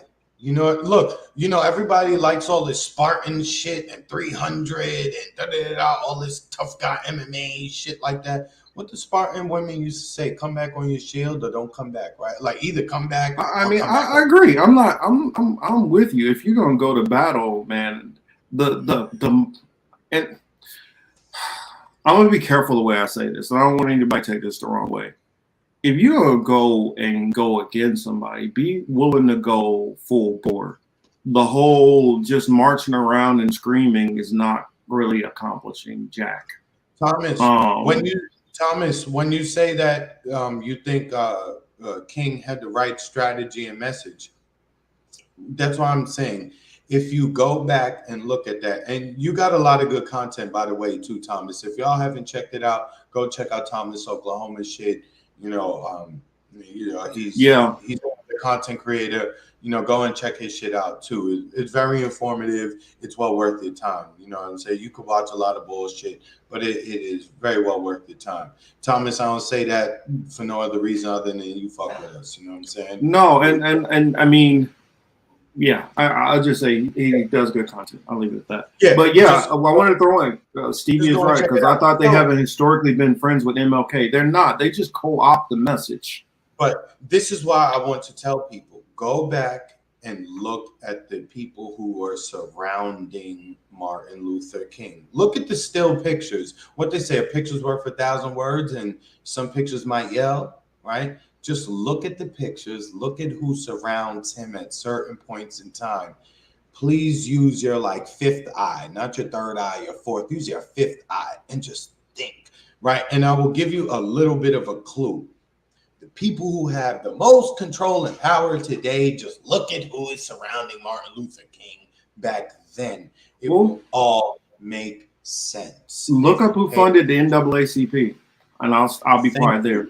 And we're going to leave that there. Just look at who started that organization, who were the first. Because the same person who started the NAACP is the same people who started the Southern Poverty Law Center, the same people who started the Anti-Defamation League, and the same people who started the JDL. I'll just leave it there.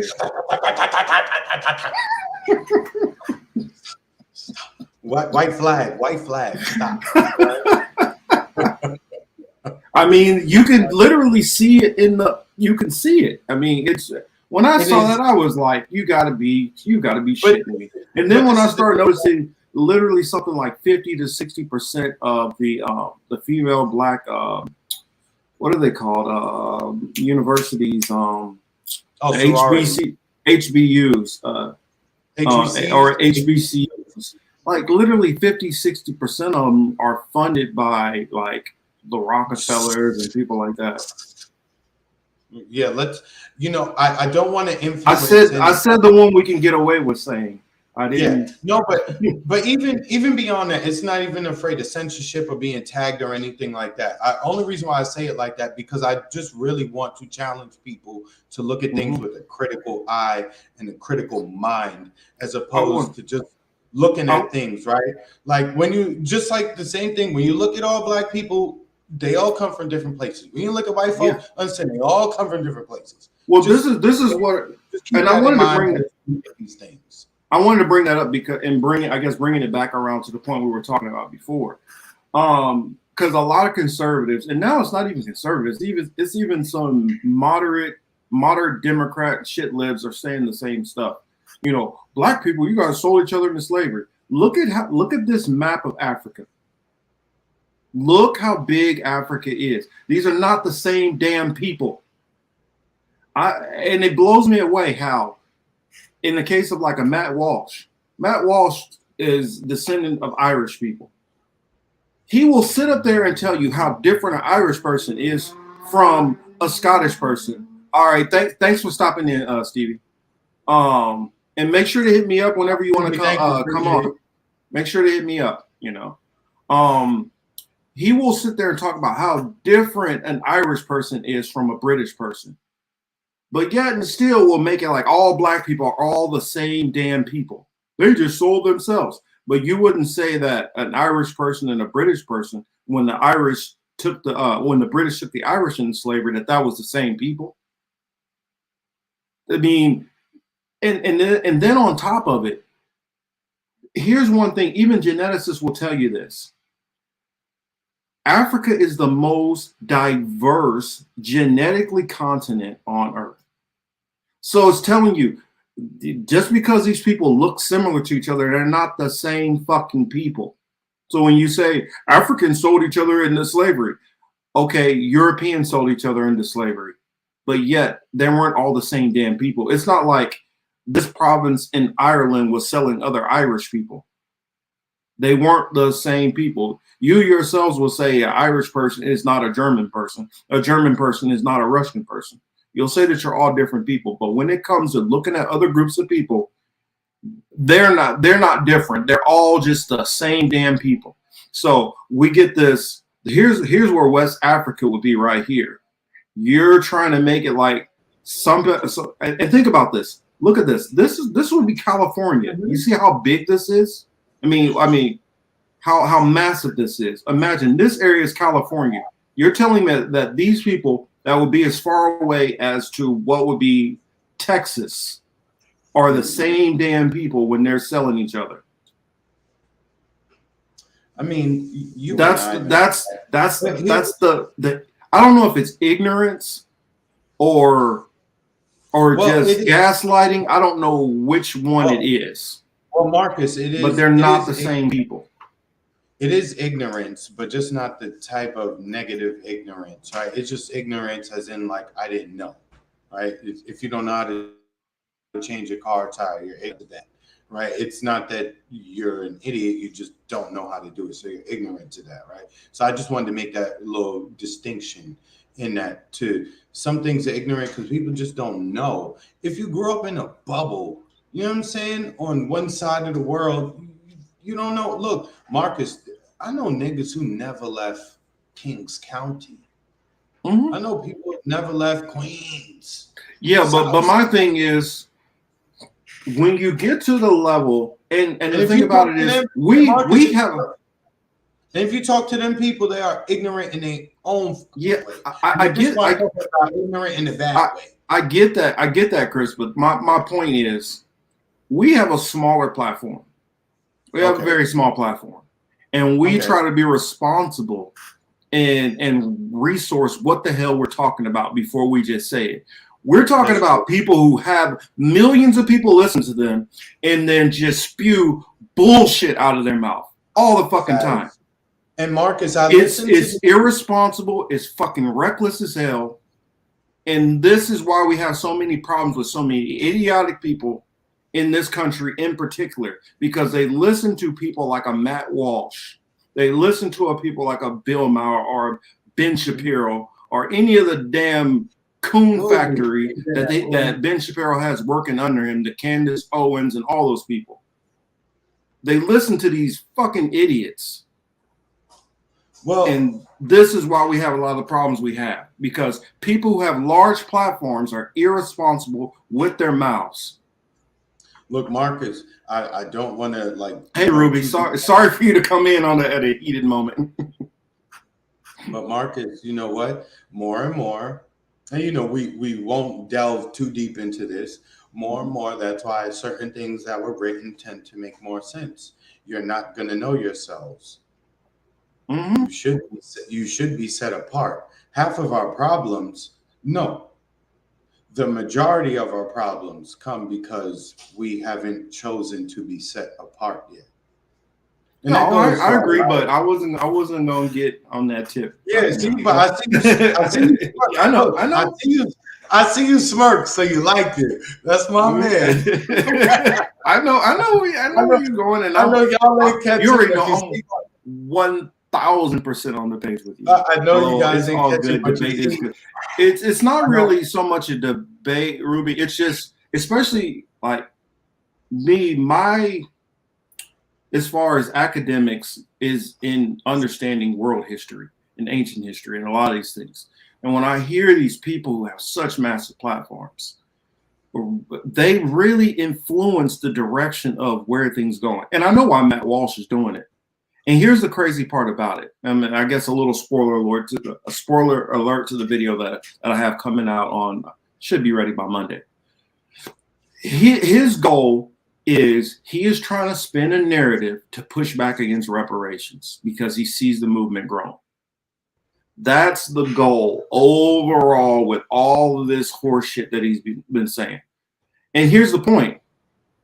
They're framing it from the standpoint, this is what conservatives always do. They frame it from the standpoint that that's going to take money out of their pockets. I got a question for y'all. How much money has just went to Ukraine? Did anybody's paycheck get lighter? No. When the government sends money to all of these countries around the world, the same amount of money that comes out of your pocket is the same amount that comes back, period. It's not like some extra money that's separate. Some new money is going to come out, more taxes. It's not how it works.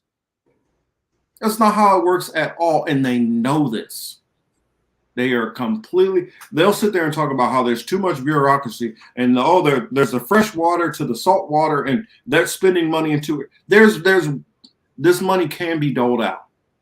It could be done, but their goal is they have to crush this because their big business interests they can't take a possibility that their taxes can go up at all. That's what this all rations back to. And they bring out their bullshit, almost like defense lawyers, the Matt Walshes and Ben Shapiro's, to spin a narrative for them. Marcus, that's what and a Jesse Lee Peters too. Marcus, those people, and you know, I don't even really follow Matt Walsh like that. The only thing I seen, the reason why I got like plugged into some of his shit was because, and shout out to the Bank Sisters, they covered one of his videos. Oh, a broken clock can be right, twice, right? Yeah, no. All I'm saying is that's how the only reason I wouldn't have known of him if had nobody would have known of him if it wasn't for that. Right. So, and I keep hearing people reference him and shit like that, and I'm just like. I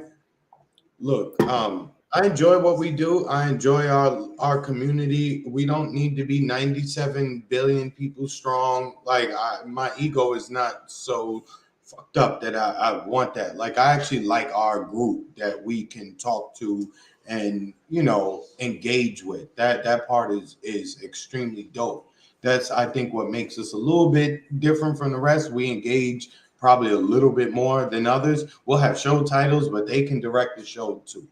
Right. So they're very much. We have a question from the Rockfin side I wanted to throw in there. And shout out to Anna Mares. Thank you so much. Says, thank you so much for the tip. She says, did they really change the DNC primaries to start in South Carolina now? Yes. As an Iowan, it would be music to my ears. Yes, they did. And they did it for one reason alone. Because they don't want Biden to lose in the early primaries. They want the old black faithful Democratic voters in South Carolina to line up, souls to the polls, souls to the polls, souls to the polls. And don't worry, when that come out, I'm a blast older black voters too, because they're the big fucking problems there. Yeah. Look, I'm a blast their ass. Look, and who we're talking about, right? Let's be clear. This is a sensitive thing, right? We're talking about our parents. Shout out to him, Carr. Our uncles. Yo, him. What's up, man? All this other shit, right? That's who we're talking about. We're talking about people we love. It's not people we dislike. But at the same time, we look. You know what? Sometimes the adult becomes what is it? The life stages, right? You start you start on two legs, you start on four legs, you walk on two, and you end on three, right? With your game, right? With that being said, the student becomes the master sometimes. Our parents, grandparents, uncles, aunts, and all that other shit, they cannot escape themselves. However, escape from it. With that being said, you know what? We're the younger people, just like they used to criticize us when we was young and telling us that we wasn't doing shit right or moving correctly. Now that we are of sound mind and body, y'all not moving correctly. Y'all need to sit down and stop trying to lead. Let us lead. We know where we're going. We know these roads. We know these streets. In fact, we are armed with better tools than you guys even had. So let us take the lead. Y'all stop participating. You ain't got to go out and march nowhere, because when you do march, what are you doing? You're going out to march and you're getting a permit. So you're not even trying to cause disruption. Well, but you got to remember what generation you're dealing with. The baby boomers, and I'm going to probably take some flack from some of y'all, but the baby boomer generation, white, black, brown, whatever, in America, they are the most coddled generation who did not take anything serious, and the reason why things are so bad the way they are now. They spent their time in their teens, 20s, 30s, just partying their ass off, and in their 40s, okay, I'm gonna get responsible. Let me just go vote for whichever Democrat or whatever Republican, and never engaged in any topic. They don't have the attention span to pay attention to what the hell is actually going on or care. Most of them already got their house, their car, their boats, trailers, whatever. And so their life for the most part is good. So they don't give a damn. They really don't care. A lot of them, you know what they care about? Ooh, we got a new black Secretary of Defense. Ooh, we got a new black justice. Marcus, a Confederate statue went down. But they don't care about any kind of tangible things which change the lives of their children or grandchildren. Marcus, speaking of which, have you been following that bullshit? What state is that with the two black guys who look like idiots? Tennessee. Yeah, I'm not paying attention to that stuff. Marcus, because here's the thing. Okay, go ahead.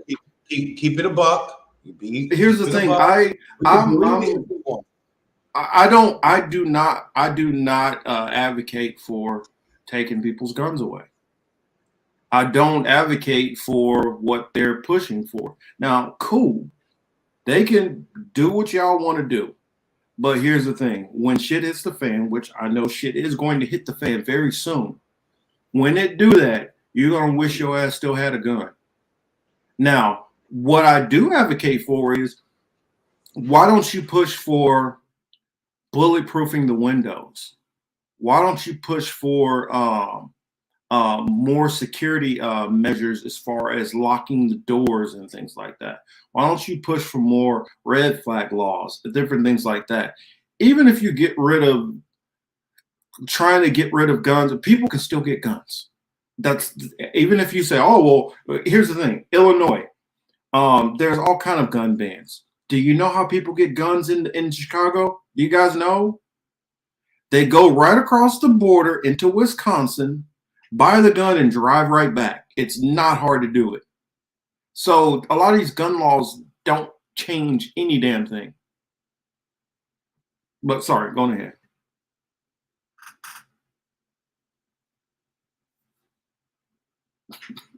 You're on mute.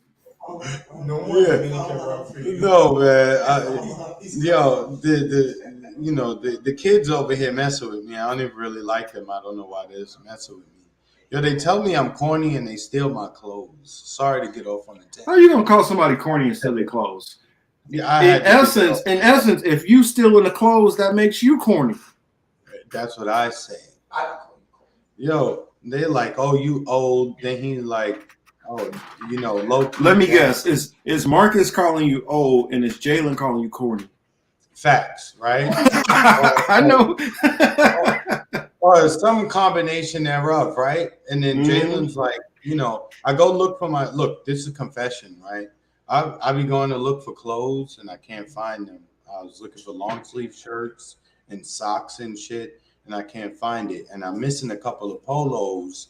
And when they go back in my closet, I'm left-handed and I'm very particular. So when right-handed people hang up my shit, I know it immediately because they never do it the way the left-handed crazy person does, right? So, and then when I go look in this person's closet, I find my shit, and it's always hung, the wrong way. My son goes to work. He's like, Dad, I get a lot of compliments at work. They ain't gonna have the audacity to tell me, shout out to your closet. This is why I don't like it. Shout out to your closet. It's like when I was married, my stepsons would be like, they talk some trash to me, and then like, hey, can I borrow your car? No, drive your car. Yeah, you want to clown me now? Go drive your car. Why do you want my car then? I'm not cool.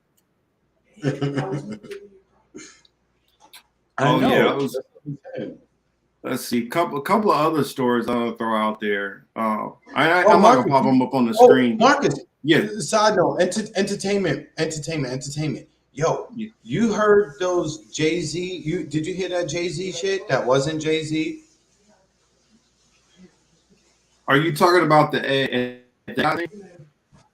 The AI, the artificial intelligence shit. Yo, that was it Jay-Z that I heard? Or I was hearing Kanye. I heard somebody did Kanye one. They did. They've done Kanye. They did Ice Cube. Today was a good day with Kanye voice. Yo, Marcus, this shit is getting, and I really look before we get into the jokes because y'all know we like to mess around, right? So, real shit. From this day forward, from the time you hear Marcus and I say this, just always keep this in mind. Anything you see or hear, please be mindful. It could be fake. So don't get your feelings, your emotions, and all that shit worked up until you know that it is true. Because there's a lot of shit going on right now, especially with this AI. The shit is so perfect. Even I'm a Jay-Z fanatic, not fanatic, but I'm a Jay-Z fan, right? I fuck with Jay. I don't care what anybody say they don't like him or whatever. But the AI shit that they put out on the internet last week with Jay-Z, even I was like, yo, this is Hove. But I knew better. I didn't think it was, right? But it is crazy. Please keep that in mind when you hear shit. Matter of fact, they had a clip with LeBron. What did LeBron say? He was like, this nigga was that shit. Yo, they had the interview with LeBron, and it looked like it was right after the game, and then he was like, yo, this, what'd he say? He was like, this nigga was hitting shit. And I was like, yo, LeBron wouldn't slip up like that and talk like that on an ESPN, nationally televised game. And that's when I was watching, I was like, yo, that shit sounded just like LeBron. And he was saying nigga and shit on ESPN or TNT, whatever game that is. Yipper, no, I'm not fake, Yipper. This is me. But for real, just be mindful of the shit you see. Don't let your emotions get out of control before you verify whether it's real. See, and you're gonna bring this up when I put the new camera on. They're gonna think, "Oh, see, I knew it's a new camera. It's not really him." Yeah, we're gonna have to have like codes and shit like that to like recognize whether or not like we actually real. Not really, because I know when I'm talking to you. There's certain stuff that I know they couldn't fake. And I'm not going to say it just because they would try to start planning for that. It's kind of like, you can't divulge all the secrets. It's just ways that I know certain people. And correct. One thing, this is one thing I tell everybody. Every one of your friends have an individual relationship with them. Have stuff that with every single one of those people, you'll be able to know that you know them. And as long as you have some of those conversations away from cameras, then you're good. Streets, I'm talking about codes between us, not like actual code language. I'm talking about codes between us. You know how you talk to somebody and you know how they talk, the things they say, the way they say things. I'm just saying certain codes, right? So if anybody ever heard me say, "Hey, I'm getting back with my ex-girlfriend," yo, I'm dead. Somebody shoot me. I'm a zombie. No, or that might be AI and you're already dead. That's been faked. Yeah, correct. Yeah. So if anybody ever heard me say that, then you know something's wrong with me. Like, do me in, don't feel bad. If they're like, "Oh, he's gone," that's when you say, "Good, the AI version dead." Say, shout out to Opus Comic over there. Said, "Love my people, but they need to stop voting." I agree. The only and this is what you can't. This is what you can't get across and convey to these people. The only power you have is when they respect you. The fact that you guys still show up to the poll because you get so scared of, "Oh, but if we don't show up, the conservatives are going to do X, Y, and Z."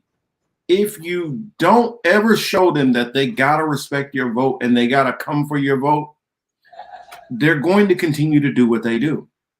Get your vote and then do whatever the fuck they want to do any damn way. If they realize that they're going to keep losing elections without coming to you and stepping to you correct, they won't change anything because they already know they can get it whenever they want to. What if AI was in your bedroom at night? Yeah, Hamza, they want you to vote. If you just stop fucking voting and they start losing like crazy and they end up with Republicans holding like a 70, in the Senate, a 70 vote majority, I guarantee you they'll start listening to what black people say. Guarantee you. If in the House, instead you see they have like 375 votes, I guarantee you'll see how fast they'll start listening to black people. Mm-hmm. They'll start listening real fast. Well, I just said, I heard who said it. I don't know who said it, but it's not coming from me. Somebody said, don't vote. It only encourages the bastards, right? And maybe even Carlin. Yeah, I agree. I don't know who said it, but I agree. Japan have sex bots. Oh, Japan has sex bot hotels where you can go to a hotel and just only deal with like latex. And again, I don't know if there's an insecurity among some of these men. There's a lot of insecurity amongst men that one day we're going to have to like touch on. Not necessarily right now. Because the amount of these dudes addicted to porn and robots and shit like that, I just don't understand it. But you know what? At the same time, the more of you weirdos who are like that, the more women it leaves for the rest of us. So, hey, I'm gonna throw a whole bunch of stuff at you because I see we're getting short on time. So I'm gonna throw a whole bunch of stuff at you real quick before we get to that last story. these are just some of the topics that that I had sitting in the background, because I normally don't give y'all all the stuff, but Streets, if you can't get that robot off you, Streets, something wrong with you. So we have a Georgia football trainer get exposed for being super racist. If you haven't seen that video on World Star, definitely check that one. Yeah. Marcus, you just said, and we're gonna be quick about it. Repeat that. Repeat what you just said again. Georgia football trainer get exposed. Georgia. Next one. Yep. Next one. Now this one is going to be a big deal. This is out in California. What is it called? Tulane Lake. I think it's Tulane Lake. Let me click on it and read it real quick. It's basically a ton of snow that's compacted. Farming ranch surrounded by floodwater in old Tulare Lake Basin area of Kings County. When the summer comes, I guess I can show you guys the image real quick. When the summer comes, and this melting starts to happen, it's going to be ugly in this area. It is going to be ugly. This is already what it's looking like. That sounds like a lot of mosquitoes. This is right now. Oh, I can already tell it's going to be a bad mosquito year out here. And the bad thing about the mosquitoes out here, since the water sits stagnant, you normally get a lot of different diseases and stuff that come off of those, and you start getting all them fucking West Nile and all that crazy shit. Prostitutes in Hollywood. Oh, my bad. And then let's see what else. One of these I do want to stop on. Okay, heartbeat. We did that one. Congressman Michael McFaul says Xi Jinping is like Hitler. That was a good one. Lula says out of Brazil, he says United States should stop encouraging war in Ukraine. What is he? Was he Bay Area mayor threatened, says, I'll bury that nigger in my fields. This is from police officers in this area talking about killing this this Antioch mayor. So when people say that the racism is not an issue or whatever, just putting some of this stuff out there. Supreme Court puts a hold on. Marcus, with that story, if you go through that story, you'll notice there's quite a few Hernandez, Rodriguez, Gomez involved in that, right? So I just want to point that part out in that particular. Well, when it comes to law enforcement, they. That's her name. Oh yeah, I know. It's definitely some issues, especially when some brown folks get into law enforcement. Let's see. Supreme Court puts a hold. Supreme Court puts hold on the abortion pill. Missouri passes law to limit gender affirmation care. And then, well, what else did I have? I had more.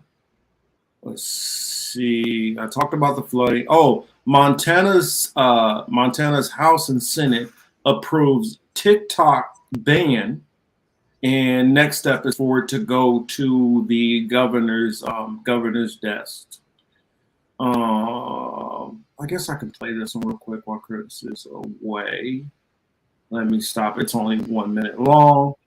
I'll show you guys this clip. What's going on in Sudan right now? Yes, that was a threat. Ms. Streets, that is a threat. And it's being investigated because it's coming from law enforcement. Yeah, this is just not some random threat. This is police officers making this threat. Let's see. Back it up a little bit.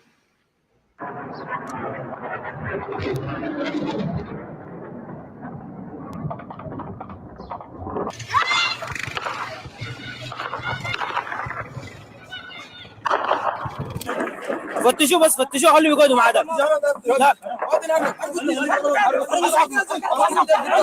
اسف هي ناس مؤشر عربيه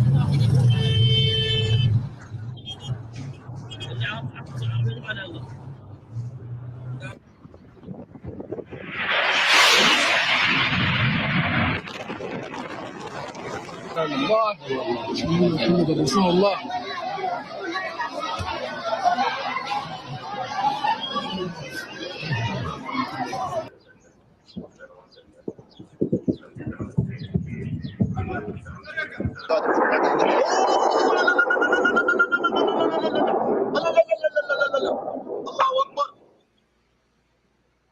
There's Hamza's people. Oh, that's your people, Hamza. Yeah, this is in South Sudan. Oh yeah, they going at it down there in South Sudan. Yeah, I'm probably gonna start doing some stuff on TikTok, even though I'm still trying to figure this TikTok shit out. It's confusing. All right, to me. Marcus, I'm here. Oh, I got one other quick one. This is something that is. I don't know if it's gonna happen or when it's gonna happen, but anybody, especially who's living on the West Coast, this is something that needs to be kept in mind. Now, I know some people are gonna be like, I already know about this. I'm not worried. We all heard about this for a long time. Did you see that shit? Did you see that shit in New Mexico with the cops? Yeah, I saw that. About them pulling up to the wrong house. Yeah, that was fucked up, dog. Like they killed that man. Like they had 3 kids. You know, those kids woke up today, and whenever day they woke up, they didn't have a father, and the wife didn't have a husband, and ain't nothing was going on in that house to where the police needed to be there. Like this is just goes to show how even stupid those people are. I often say this, and you know what? To those who are watching, if you're offended, fuck you. I don't really give a fuck. People who tend to go into those types of things, and Marcus, obviously, I'm not talking about you, but the people who tend to become officers, join the military, a lot of those people are really not the brightest of the bright, right? Present company not included in that statement. Shout out to Denver over there. What's up, Denver? Denver, what's up, man? Oh, you already know. But with that being said, like, yo, son, you got the address. You knocked on the door.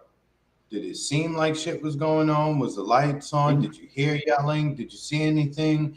To the extent that homeboy opened the door with the gun, he could have been shooting you from the time he opened the door. So it just tells me that they should not even firing or snapping at the proper levels to even be in that position.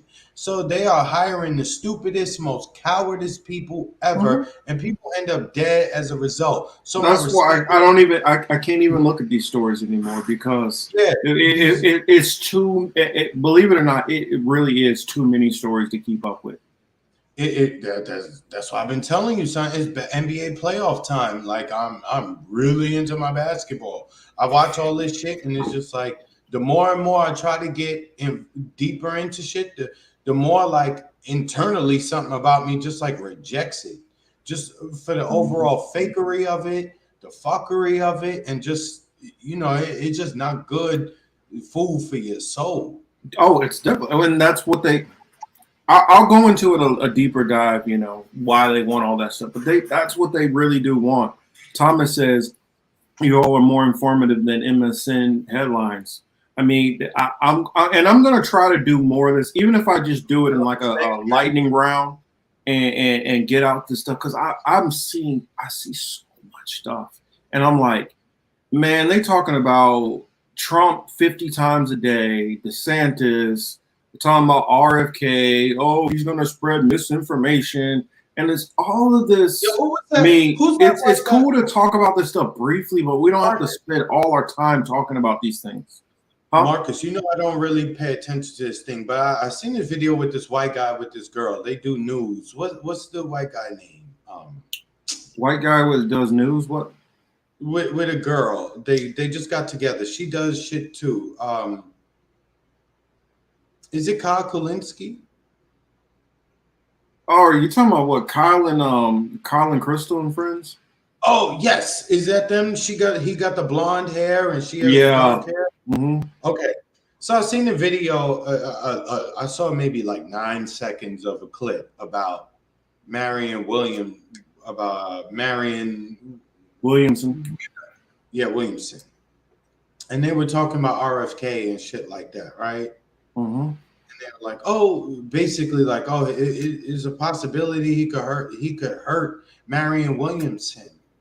And I'm just looking at these people like, yo, these people have these huge fucking platforms, and they're talking to you about a Marion Wilkerson. Oh, whatever her name is. That her Williamson. name? Well, yeah, Williamson. Well, you do know that Crystal is like friends with her, like outside of their friends. Oh, okay. See, I didn't even know that. But with that being said, on what fucking planet did you think that broad had any chance? No offense, ladies, but we're just gonna keep it real. She's never had a chance. Who thought that chick had any fucking chance at anything? Though she couldn't be the president of my HOA right now.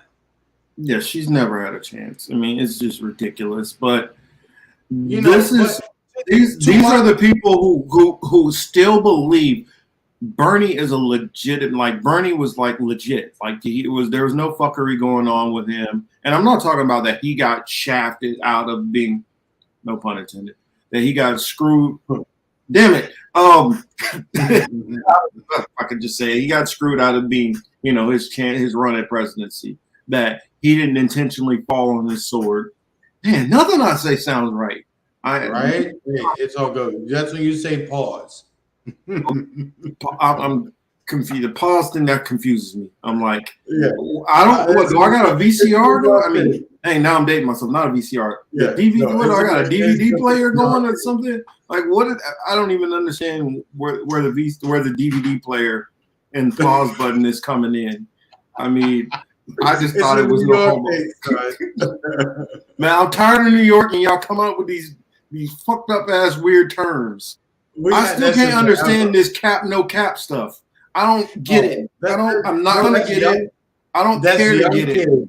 That's not even a New York thing. Maybe at this point I'm just old. I'm not gonna learn y'all terms. I'm done with it. No, see, Marcus, that's why I tell you to have a kid. If you have a kid, then I'm that old man to talk about, hey boy, get off your Hindendu. Yo, Liz, get ready, man. Marcus, it's time for y'all to like do y'all thing. So no, Marcus, fuck it ain't. Marcus, your job after the show is to procreate. That's your job. Bullshit. Yes, you should. Bullshit. For those of you who haven't, if you haven't hit a certain age, you really should. These little fuckers, you can't stand them, but at the same time, no. You bet. I'm literally like, when I tell people I think we're getting close to the end, I mean that shit. I ain't about to. Hey, well, Marcus, I'll tell you this, in scripture, he literally said, like when he was prophesying to them about 70 AD, he was like, woe to those who were with child at the time. So basically, he like, don't feel bad for me, feel bad for yourself. I'm looking at a lot of these people the same way, like, yo, don't feel bad for me. Don't look over here for me. When shit hit the fan, your ass is the one that's in trouble.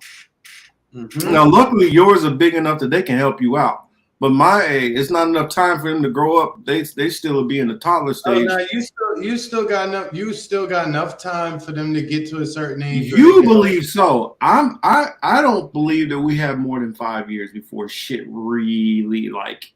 Son, they plan for the look. They want to see their Agenda 2030 play out, right? Because these people are just such psychopaths. They want to see their shit. We got time. We got time. No, but see, here's the thing. This is where I tell you, this is where I separate from the rest of, like, I guess what alternative media who kind of think similar to us. This is where I separate from, I still love all y'all. But this is where I separate from my boy Chris. This is where I separate from A and Wake Up. This is where I separate from the Whitney Webbs. I do not believe, or the Jason Bermases, all of y'all, I do not believe the elites have any control over what is about to happen. They have had control. I do believe they've had control all this time. I do believe they have agendas. But it's getting to the point where their agenda is about to get snuffed the fuck out. Everybody's thinking, oh no, this is controlled. No, this shit ain't no controlled demolition. You even got France right now, and you got a lot of the European allies that are getting a little like squeamish and getting ready to jump ship. You just heard Macron tell the U.S. like, I'm not your vassal state. I'm not with that. Y'all gonna go down by yourself fucking with China. And more, this is what's coming. And the reason why I believe that they don't see this, most of them are atheists. I'm not trying to shit on them at all. I'm a person of faith. And so how I've been seeing this go, it is literally going step one, boom, just like the prophecy. Step two, step three. This stuff is literally going step by step by step.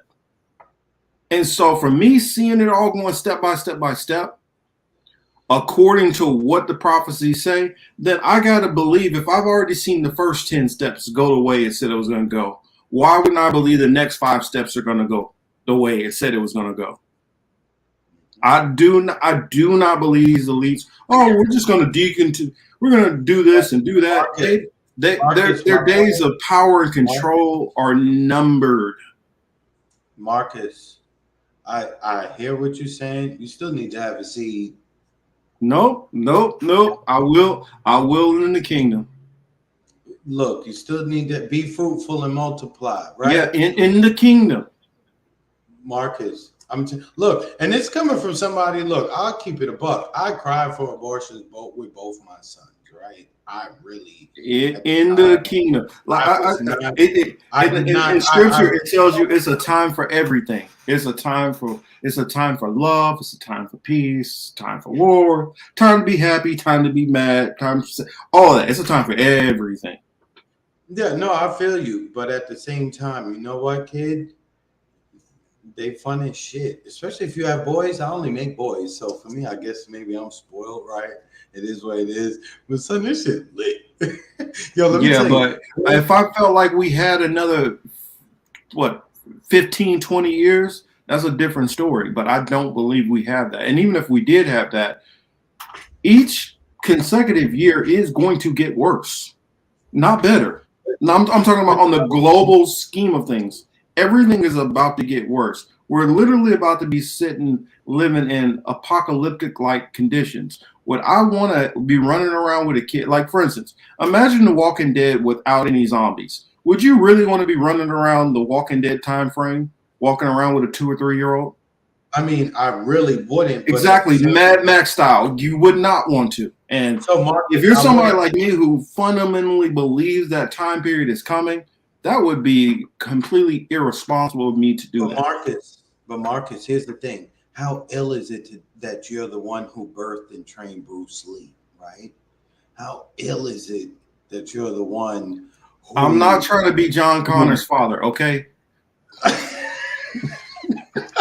So hold on. I'm not Kyle Reese, okay? But Kyle Reese went back in time, son. Yo, that's fly shit. Everybody know. Like, yo, so you that nigga, you went back in time, dog. Like, see, even Thomas, I'm telling you, when I've seen, like, look at the chat, right? Hamza, who's a Muslim, Hamza sees it. Thomas is talking about, I'm gonna read what Thomas just said. Thomas says there are some indigenous shamans around the world having vivid dreams about war, climate controversy, he told us or any other religious leaders having the same. We're not necessarily having the dreams, but we're reading it in prophecy.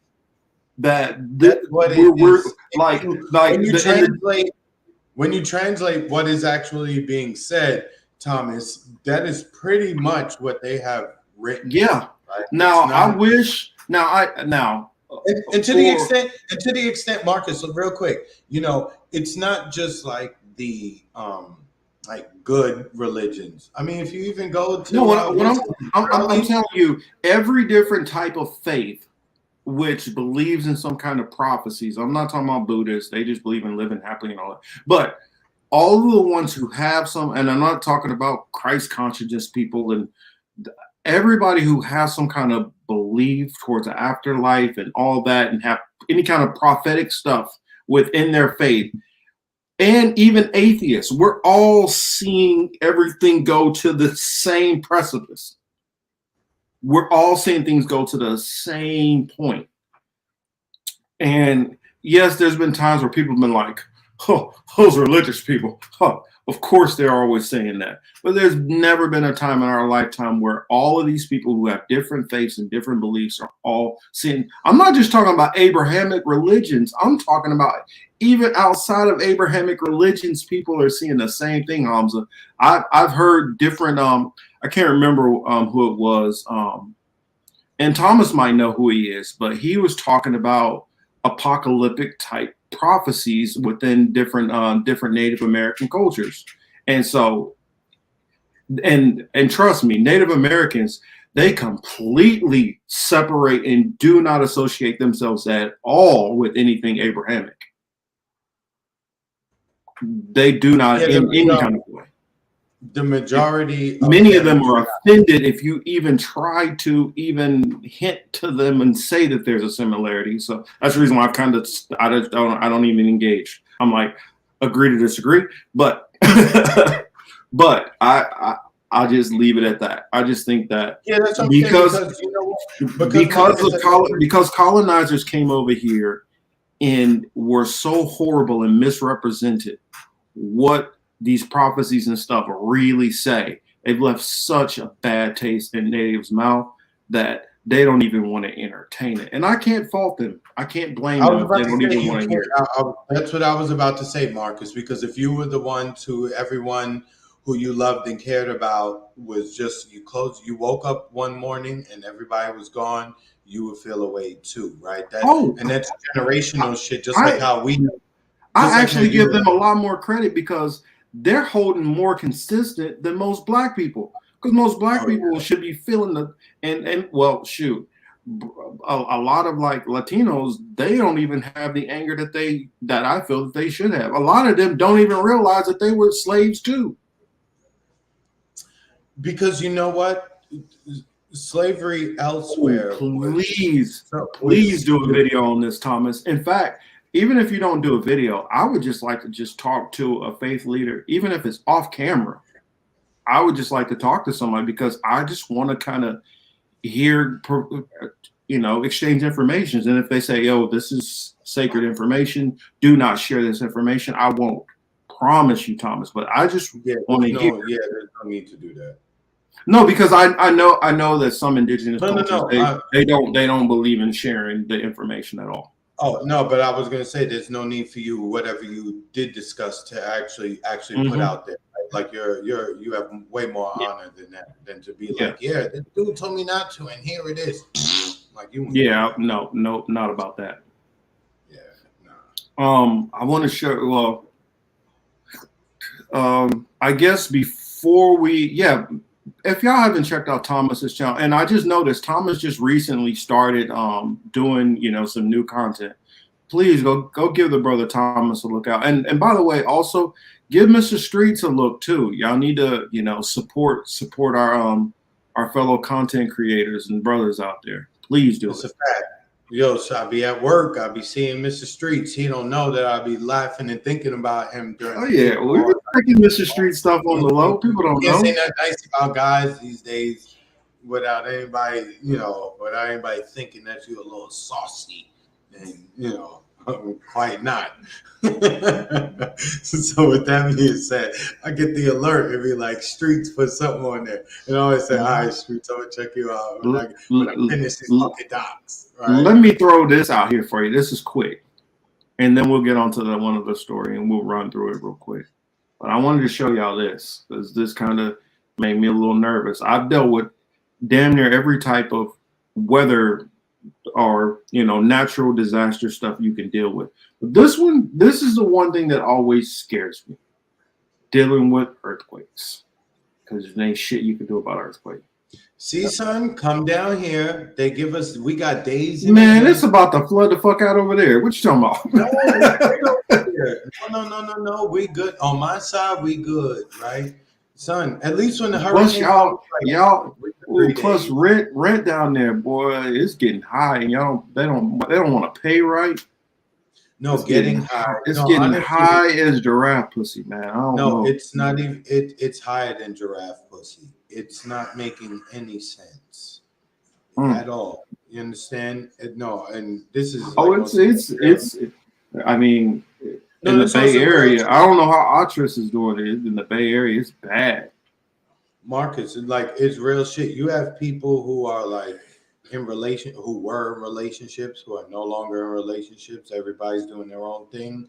They have not moved because either or cannot afford the spot on their own. I was talking to Actually, let me put Thomas in. I'll put his video up. Yeah. I'll put his channel up. I was talking to a cop the other day, and he told me that the domestic violence shit that shot up during COVID was crazy, right? He said he's been a cop for several years, and he said the amount of calls that were coming in during the COVID bullshit was crazy. Even so much so that he even thought about like getting out of it, like leaving the force. You know what I'm saying? The money is so fucking crazy that it takes to live by yourself in a what you would call decent place. We're not even talking about anything extravagant or anything even like tagged luxury. Just people can't live by it. A lot of people don't live by themselves out here. You need two incomes. Typically. Really do. And I brought that up to say like a lot of that shit is still going on because people can't afford to leave. And that's a messed up situation. Well, and that's the same thing here. I forgot how to. Let me just go to a random video and put it in the chat. Oh no, streets. I ain't saying anything about your channel. I was just saying I'll be at work and I look at the phone and I see I got notifications. So I pull down the top of the phone, I look and it'd be a Mr. Streets video. I'm like, oh, Streets, I'm gonna catch you as soon as I finish these docs. You know what I'm saying? So I'll watch this shit after I finish whatever I'm working on. Or sometimes I put it on the speaker. Sometimes I put it on the speaker at work and people be like, Chris, what are you listening to? I'll be like, mind your business. This is the Bat Cave. Leave me alone.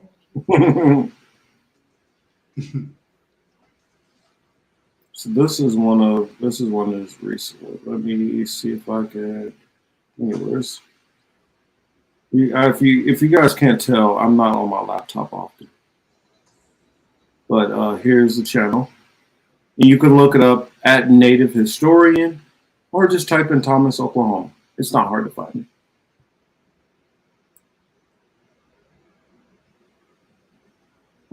Let's see. Oh yeah, this is what I was gonna put. Let's check out this video real quick, because y'all, especially anybody on the West Coast, needs to know about this. Keep this square in your brain. Are devastating. The most recent one, which struck southern Turkey and northern. Oh my God, you have my cousin on the channel. Oh, I'm so happy. Behave. 7,000 people lost their lives. But what would happen if a magnitude 9 on the Richter scale earthquake were to strike? Well, that's what scientists fear after they found a hole at the bottom of the Pacific Ocean. And our next report gets you more details. Oceans cover more than 70% of the surface of our planet. They hold about 97% of the Earth's water. They are the source of protein for more than 1 billion people. These vast water bodies regulate our climate, acting as a natural carbon sink, and support the greatest abundance of life on our planet. But deep within, it also holds many mysteries, and scientists were in shock to find one of the deepest secrets while examining the Pacific Ocean's floor. This image has startled experts. Water oozing out from the seabed. It's a leak which has alarmed scientists. These images were recorded by a research vessel of Washington University's study team. While water seeping from the seabed is not so unusual, however, the chemical composition and the location of the seepage makes this curious. This leak was found at least 80 kilometers off the Oregon coast in the Cascadia subduction zone. This fault line stretches from Canada's west coast to Northern California in the US. Observations suggest the seeping water is coming from 4 kilometers beneath the sea floor. It is located at the boundary of a tectonic plate. Basically, tectonic plates divide the Earth's crust into distinct plates, and they are constantly moving at a very slow pace. Earthquakes are concentrated along the edges of these plates. Scientists fear that once the water stops flowing out, it can lead to a buildup of stress leading to a devastating earthquake. The fault could unleash a magnitude 9 earthquake in the Pacific Northwest. An earthquake that big can completely destroy cities along the northwestern US. Bureau Report, WION, World is One.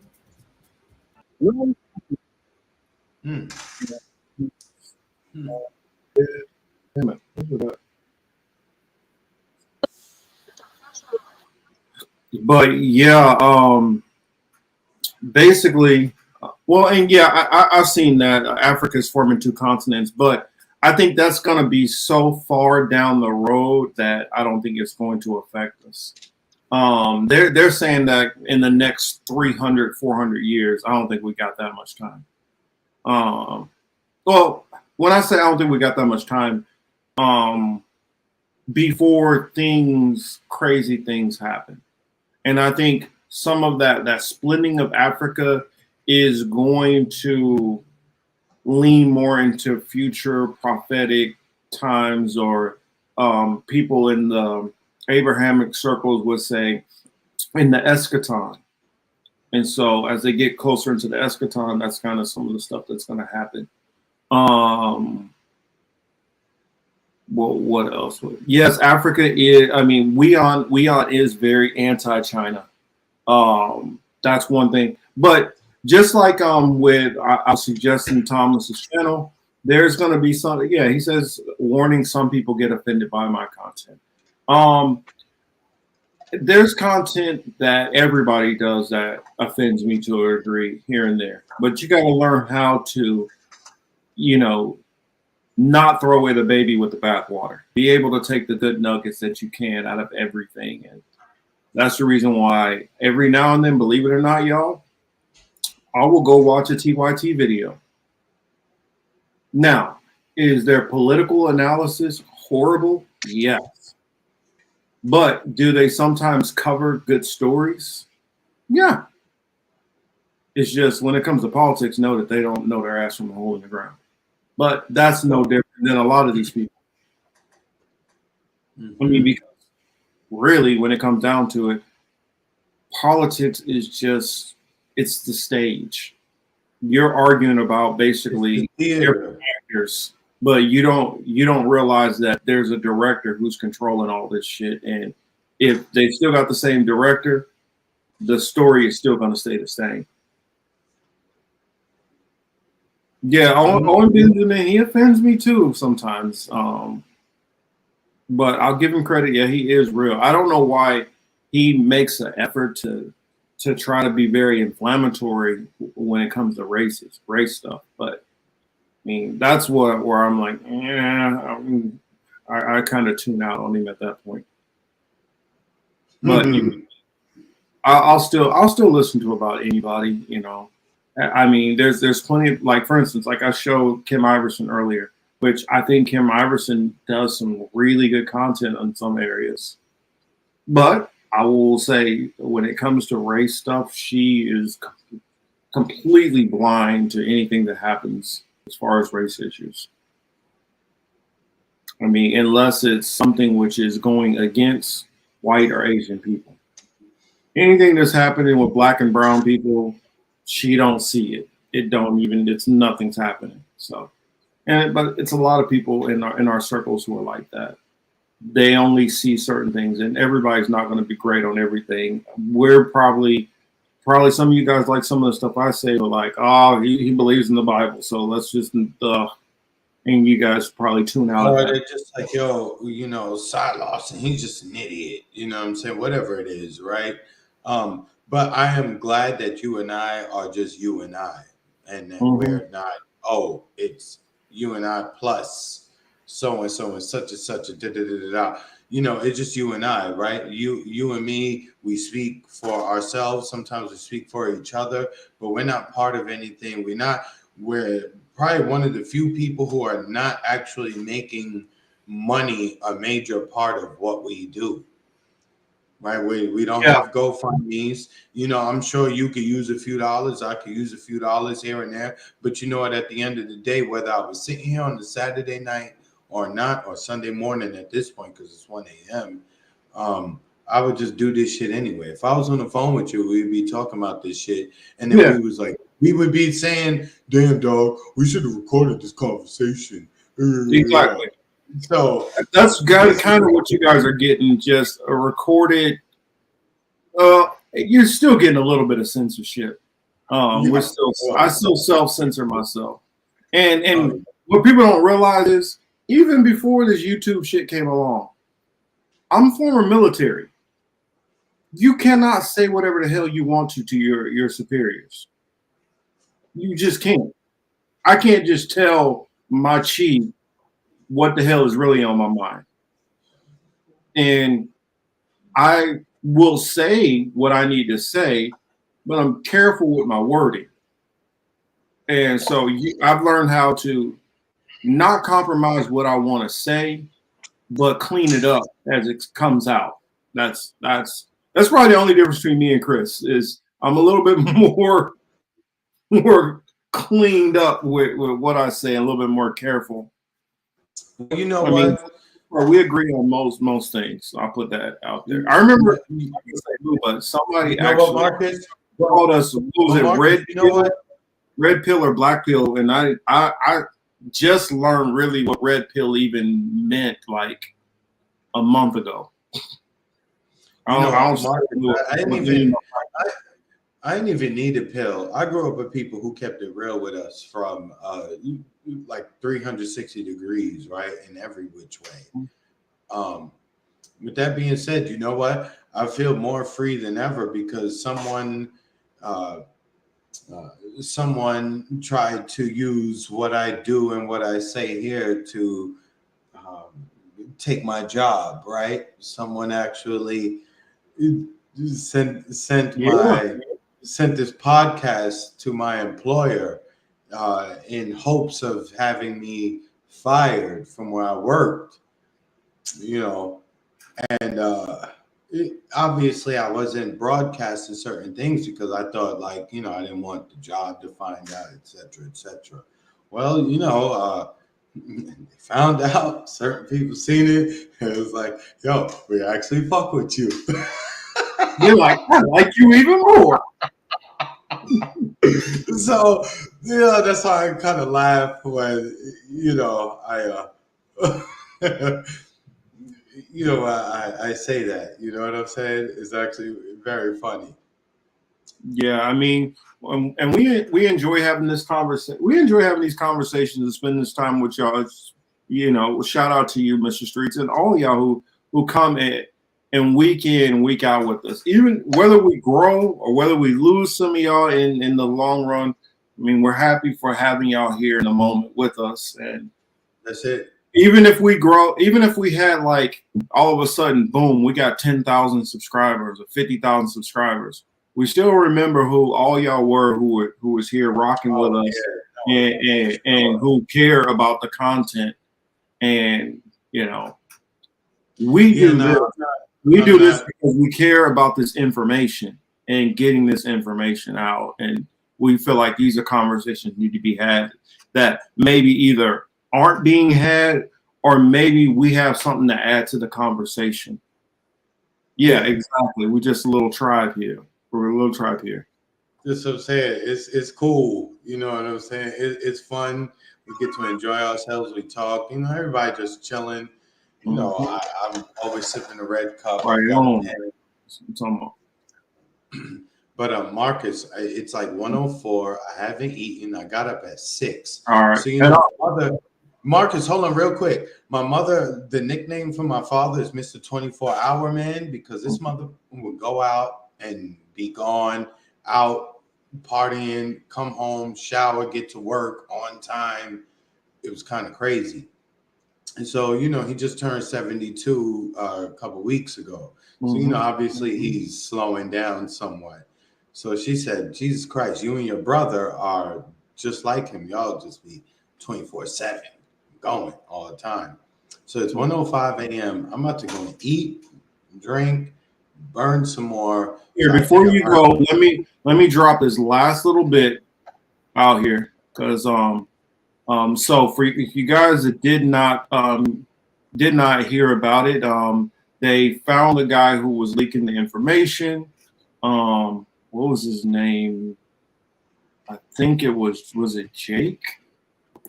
Let me see.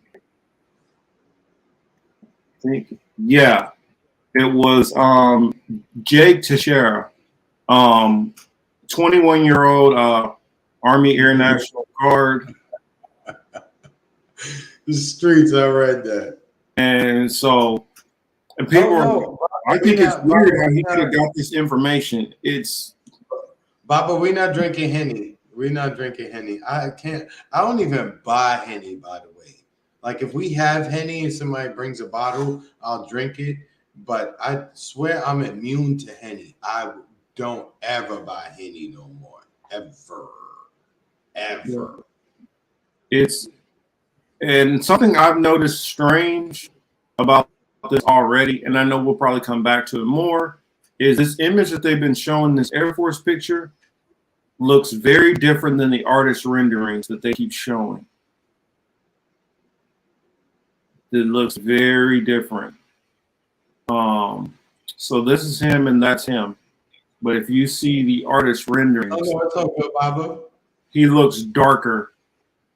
And I don't know if they're intentionally drawing him darker. Let me see if I can find that real quick. But the court renderings. So, Marcus, was this just an op to like turn around and say this is why we need to like see? Look at this. Why is he looking like this now?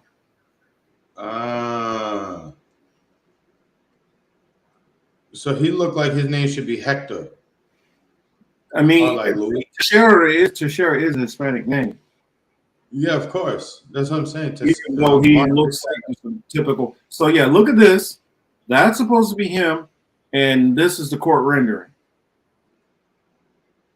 Nah, he looked like his name should be Jose. Or yeah, that's why it's or Manuel. Something weird going on there, and I mean, it's kind of odd to me. You know, I haven't looked up exactly what his nationality is, but this ain't adding up. I don't know. Maybe the court people are intentionally making him look like that to demonize him later on, or maybe they didn't have on the proper glasses, and you know maybe their vision was blurry. We'll just go with that. You know what I mean? We'll give them the benefit of the doubt. Yeah, it's not saying anything. We'll play stupid. Unless they're saying, well, maybe his father is Hispanic and his mom is white or something. I don't know. But some of the stuff that he talked about in there, of course, you guys know that he dropped information about the death counts in Ukraine. He leaked out information that obviously we all know that the U.S. has troops involved on the ground there, which there was a video shared. I'm not sure if we shared it on here or somewhere else, but we saw guys who obviously looked like they had special forces training who were speaking in English. We saw that probably a couple of months back. a dingo ate me, baby. What's up? I'm sorry I didn't recognize you sooner in there. It's like, yeah, a lot of them do, but not everybody, not all. Like I said, we're not a monolith. Yeah. But Hamza said the lock. He dropped a lot of info, and it's kind of weird. Hamza said the locks, and I have to recognize it because that's like my favorite group. If you had 24 hours to live, just think, where would you go? What would you do? Who would you screw? And who would you... come on, man. Well, that's on the Mace album, Hamza. Yeah. So I was just going to say, with this dude, it's a lot that it obviously seems like the media apparatus, they were more concerned with catching him, exposing him, and him. I saw stuff that said that hopefully he gets beheaded, all kind of crazy stuff. And that sounds like a lot of these media people have some State Department ties, because it literally seemed like the press corps who was questioning the general, and they were like, are you going to say that there's less people who have that? No, there's not going to be less people. Nothing changed. The policy is you get a top secret clearance, you have that. They're not just going to go through and just restrict a whole bunch of people just out of fear of what they think might happen. There is procedures that happen, and all they're going to do is just make sure that they're more careful watching people. That's all they really can do. But the information that they dropped, I think it's going to lead with more tensions because now there's more proof.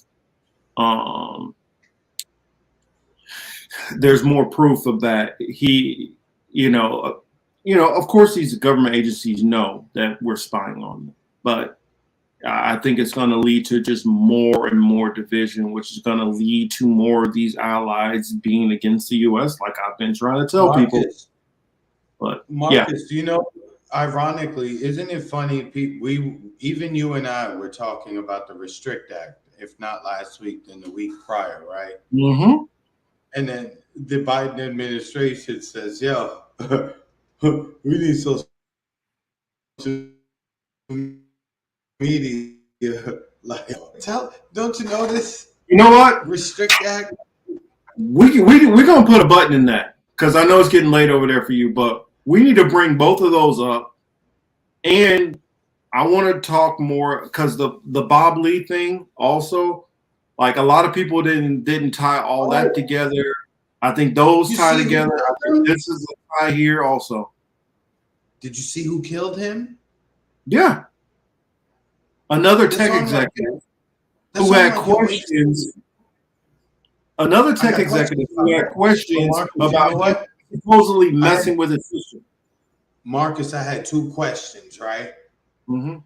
When I started looking into this, it's either some gay relationship shit, or something else. There's nothing in between that. Well, I do think it's something different. I think this is a story. That's what I'm saying. Correct. I think that's this what I'm is saying. It's either he was gay and he got busted and homeboys went, or there's a reason he died. That's for a deeper, darker reason. I think it was something that he was about to work on or do that he needed to be out of the way. And if you tie, because this is a question that I was going to ask. If I ever get the chance to talk to Last American Vagabond, I wanted to ask Ryan this: this Bob Lee thing, the SVB Bank and the other banks who had that issue of them all kind of shutting down, and then you had the FTX, the Sam Bankman-Friedman, then you had Meshuggah and the other guy who all of them having to do with this tech and crypto stuff. All of these people are in the tech and crypto industry. In the last 6 months, since the announcement of FedNow, up to now, we've had all of this weird stuff going on in the tech industry. And now I just heard another report about a whole bunch of people who are fleeing out of the tech industry, out of the Bay Area. And they're all coming down here. Huh? They were all coming down here. Homeboy was even though he was in San Fran, he had just recently moved to Miami. There's something going on. Yeah, we'll end it here. We at 3:30. They're gonna call us the devil's child because it's 3:30. Somebody going, whatever. But we don't play with that shit. Yeah. Much appreciation to all of y'all. Much love. Shout out to Opus Cosmic. Shout out to Denver, my boy over there. Shout out to Hemp Car. And earlier in the night, I saw a couple other friends. Who else over here? Gregory Walker, Wayne Lopez, and of course Pacheco Roan from the Pacheco Roan, right? Yep. And then of course all of our regulars over here: Baba Hamza, Thomas, Adingo, Streets. Ruby, what's up? All our people over here. I hope I'm not missing anybody. I saw Tammy in there earlier, Jira in there earlier, Yipper, of course. That's right. We didn't see Atris. He's probably busy. We'll catch him on the flip side. Who else am I missing from the Yang? Miguel.